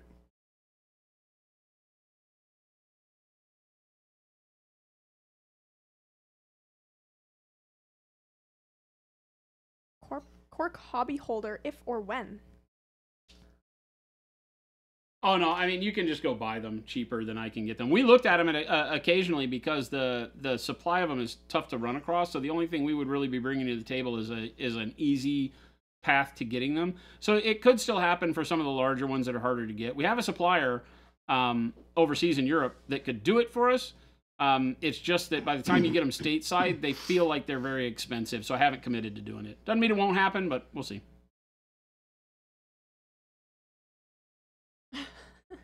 You had someone gunshot accident. It was pretty low on what to expect while watching mini painting. Yeah, I had next to you inside with no hearing protection paint liquor, so you kind of know what happened. So I had a shooting range at my building in Colorado. I say range in quotes. When I had them excavate for the side of the building, they also did a long 200-yard path. It was 150-yard path with berm at the end, right? And we would set up along that path various things to shoot at. And it ran along the kind of south-facing side of my building. The way the building was canted, it was kind of that facing was southwest. And coming out of the Rockies, the wind would come over the mountains, hit the building, and it would create an air pocket on the backside of that building, like a vortex spot. So the air was really funky there. So if you've ever experienced that, if there's air blowing really fast past a solid object and you go stand behind the object, your ears will pop because there's the air level and pressure level is different. And so that would happen occasionally. Well, it just happened to be one of those days where the wind was blowing really hard. We were in that kind of pocket. I had ear pro on. We've been shooting. And this idiot that was on there, it was like the second time he'd been up there. He's a dangerous gun guy. We tried to keep him away from the guns. We'd done a pretty good job of policing him. But he was like leaving or wanted something. And so I had been reloading, and he came up and paid no attention to what I was doing. I had my 45 ACP out, and I was about to take a shot. And he lifts my ear pro on the left side right as I pull the trigger. With the combination of the wind, the dead side of the building blew my eardrum. And immediately started bleeding, tons of pain. And I knew there was a problem. And it's just never been anything that that I've wanted to go in and try to fix because it can cause all sorts of other problems. So I have a low to mid-range frequency band that I just can't hear, right? So I can hear pretty high frequencies, in the band, but like voices, if I plug my right ear, it's like swimming in water.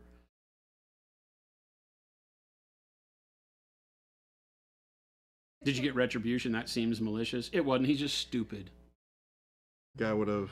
And it bugged the piss out of me because he was an ex-Army guy. He'd been through the military, he'd served 4 years. His dad was Army. He'd been around guns his whole life. He was just an idiot. He was just the kind of guy that was just dumb in his actions. If you sat down and talked to him, he was a smart guy. But when he did stuff, which is dumb, he's always in trouble. He just never could get a break, the guy. He was always losing jobs, just dumb kid.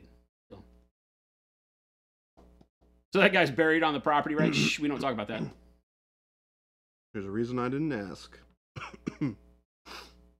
Defective hearing protection in the military. Yeah, it didn't help that I had earplugs for years riding on motorcycles that wound up being the kind that would like chafe and scar the inside of your ear over time. Bummer. So I have some scar tissue, but it never built up. Like when I went to the doctors for that, they were like, that's minimal, that's not a problem. For some people, it would be so bad it would close your ear canal. Oh, what the heck? Mine wasn't that. That was kind of like the military stuff, the military ear pro stuff. Taking it in and out, it was supposed to be reusable, and it would cause scar tissue buildup and things like that. Pretty bad stuff. Oh. You had a friend accidentally discharge an AR-15 in a closed room. People don't get it, man. It's no joke.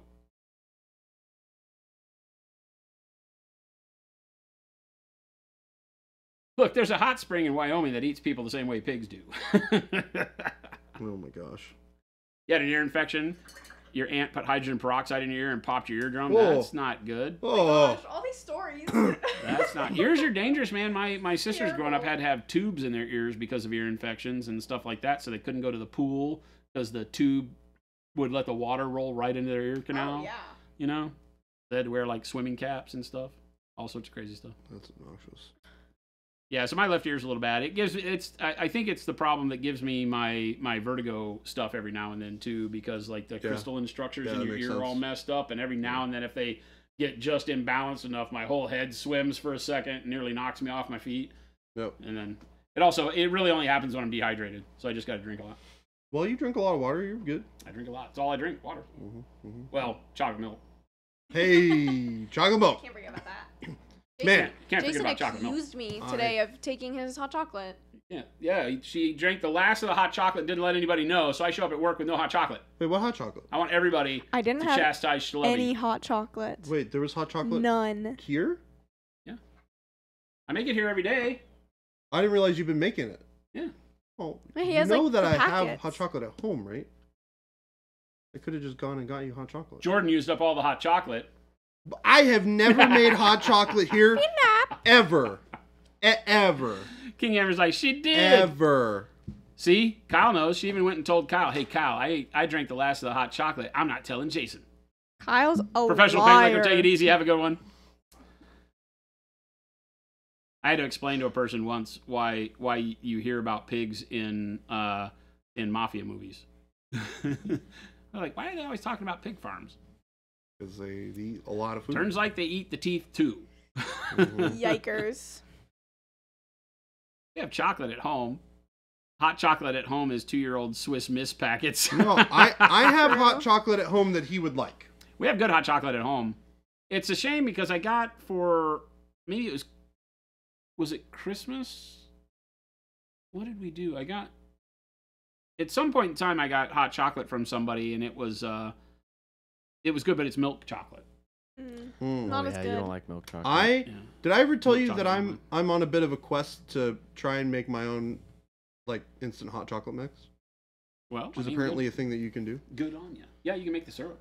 Well, not syrup, like powder. the powder? Oh, Yeah. it's easier to make the syrup. Have you ever had the hot chocolate bombs? It's like encased in chocolate, and you put it in the hot water, and it'll melt and like unfold, and then all Okay, the so powder let me tell you comes out. something. You messed up along that path, and can you explain to me where you made your first I know mistake where in she that whole made a conversation? You mistake. shush. I You know. What was your you only made one mistake in that entire line of Oh, thought. in the hot water. Yeah. Milk. She Shelby. just rolled her eyes at me. I'm didn't she? sorry. Whole You should be. That's 3% disgusting.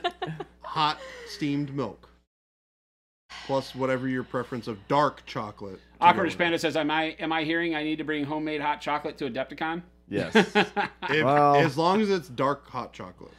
Yeah, T. Schmidt's like, yeah, there's no such thing as hot chocolate. If you make it with water, it's not hot chocolate. It's hot. No, it's hot water. Hot It's water. It's chocolate water. And have you ever seen anybody try to market chocolate water successfully? Swiss Miss does it all the time. It Somehow. tastes They've got people terrible. convinced. In my defense, I it's feel like there are- been years since I had hot chocolate, and I don't drink milk anymore because it makes me break out. Yeah. Do the lactose-free stuff. Yeah. It literally Oat tastes milk? It's exactly, the same. It tastes exactly It's the same. exactly the same. Shelby, have you ever Especially had if it you're- before? Especially if you're adding chocolate to it. No, I haven't had you lactose free. I've can't had tell. like oat milk and stuff. It but- it That's literally different. tastes exactly like milk. Punisher, you are not wrong. When I was drinking coffee, the best coffee was just black with a packet of hot chocolate mix in it. Ooh. It's like a I used, to homemade do mocha. I used to do espresso with a splash of hot chocolate. No, it used to be my coffee No, store no, no. order. There's powdered milk and hot chocolate powder, but water. But yeah, but then you're adding it to water. It's water. You lose all the creaminess. Turns out powdered milk, not creamy. Vanilla almond milk is so good. Until you find out what the whole push behind nut milk is, and then you don't want to drink it ever again. No. True. I'll drink oat milk. It's only hot chocolate if it's from the chocolate and milk region of France. Otherwise, it's just Sparkling sparkling abomination. So good. Amazing. The best hot chocolate milk mix is the Starbucks double chocolate. Yeah. It's Mm. not expensive. The only thing that beats it out is the Godiva dark chocolate That's stuff, but it's like expensive. literally like buying gold bars. Like you literally think it came in true gold I've wrap never or had something because the it's like Godiva $20-something stuff. For like a 6 pack of 10. packs. Yeah. Is it really good? The Godiva? Oh, it's great. It's beyond good. Have you ever had drinking chocolate? Yeah. There you go, in a packet. Drinking Done. chocolate? Okay. You Yeah. can thank me later. You've like never heard of sip- drinking There is a chocolate. place down Indian School that is a bakery, and they have a cafe attached to it around the 40 number streets. Okay. And you go there, and the bakery has a little cafe, and you can get hot chocolate there, and it's hot drinking chocolate. It's literally like bakers Just it's liquid probably, 85 to 90% cocoa or cacao. Right? Cacao. It's dark chocolate, Cacao. dark rich chocolate, done in a way that when they put it in the frothed milk, right, the steamed milk, that it's literally drinking chocolate bars. I love And that. it comes in a latte mug, and if you can drink it all, I feel like they should give you $50 or something. Yeah. Put your name on It's a plaque. rich. Because I'm a chocolate lover, and I couldn't finish it. Is it? Oh. It's not thick though, right? It's not like the Italian thicker, style. It's thicker like Okay. European style drinking chocolate. Yeah, because like Italian. But they serve it. That's why I say they serve it to you in a latte mug. Yeah. Over in Europe, you get it in a shot Espresso cup. Yeah, Yeah. espresso cup. Yeah. Yeah, because Yeah, I this know. is like in a latte mug because they're very serious about Yeah, it. But, They're uh, just- yeah, Drink because I it think it's not super thick. Like it doesn't congeal and turn into a chocolate bar real quick. But yeah, because it would. Italy, I know they do the like really thick, almost kind of like a syrup, Yeah. almost. Yeah. that's kind of like what it is. Yeah. It's creamier than that. But Yeah. there was a chocolatier in Melbourne when we lived there. So freaking amazing, richest chocolate you've ever had. See, there you go. Now Jason? you got me. I do need to leave. T. Schmidt, how come we didn't meet when we were younger? You need to leave. I need to Shelby leave. needs to leave. See you, Schlebby. All right. Bye. Bye. Say bye to Schleb. Wow. Wow, Sorry- she just sorry, Kick She's yourself like, off. I'm out. I'm She's like, it screw is- you guys. so I'm not. No, sorry. you know what? 6 minutes No, late. You don't get to be Oh. Jason. I I have also- control You don't get to still. Oh, the button pressing war. Let's see who breaks first. Yards, Tony, thank you for the sub. Welcome back. Okay, bye guys. Just like, quick. Bye. Bye. She has an old-fashioned date to go to. Ah, old-fashioned date. We all know I'm not successful in that area. Jeez. Bye. Bye, Shelby. I'll see you Monday. You're not gonna be here? What? No, he's not gonna be here. Oh, you're gonna. Yeah, that's right. I leave tomorrow. Yeah. That's right. I also do need to go jet and take care of some things before you have to leave. Yep, as well. I got to get out of here too. So Thank you everybody for hanging out with us. Yep. Yeah. we are going to be here. I will be here tomorrow and Friday. Jason, unfortunately, will not, like you mentioned earlier in the stream. But we do stream 5 days a week, Monday through Friday, from 2 p.m. to 4 p.m. Mountain Standard Time, which is 4 o'clock. We're at 4:07 right now, so you guys can do the math to figure out what time that is. If you are new here, drop a follow to be notified whenever we go live. I would have to run Look over at there. Nick Pye doing the links. I know, Nick Pye. Thank you for Nick the links. The store link up there that Nicholas has so wonderfully put up is where you Nick can Pye, you're find, hired. Producer extraordinaire Nicholas Pye. It's where you can find all the Remote wonderful paints that we producing. make here at Monument Hobbies. Pro Acryl. Ooh, God. Pro Acryl paints. We sell them on our store, as well as all the fantastic hobby supplies and bags and other accoutrements that you may need for your hobbying. You can also check out the FLGS link, which is a great place to find all of the products that we make locally in a store near you. Ghost Hunter, You you're can not pick them up. hired. You're late. We already have one, Marine. We You're don't, late. we don't need another one. we have too many of them already.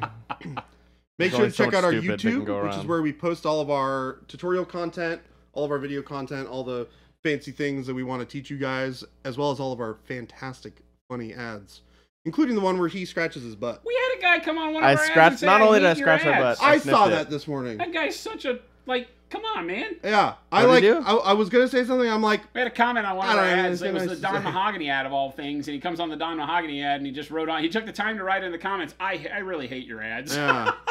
I was Hey, like, man. thanks for taking What? time to let us know, smiley face. Thanks for the engagement, God, thanks to the engagement. nerd. I think it's fun. I think it's funny that people take their time. Like, we're in their head so much that they take the time to tell us they don't like the ad. I'm Rent like, free. wait a minute. All right, accoutrement. It's a good word. All right, gang, we're out of here. Stick around for the people who are going to raid. Show some love of the channel. It's free to toss a follow. Toss a follow. Toss a follow to your Witcher.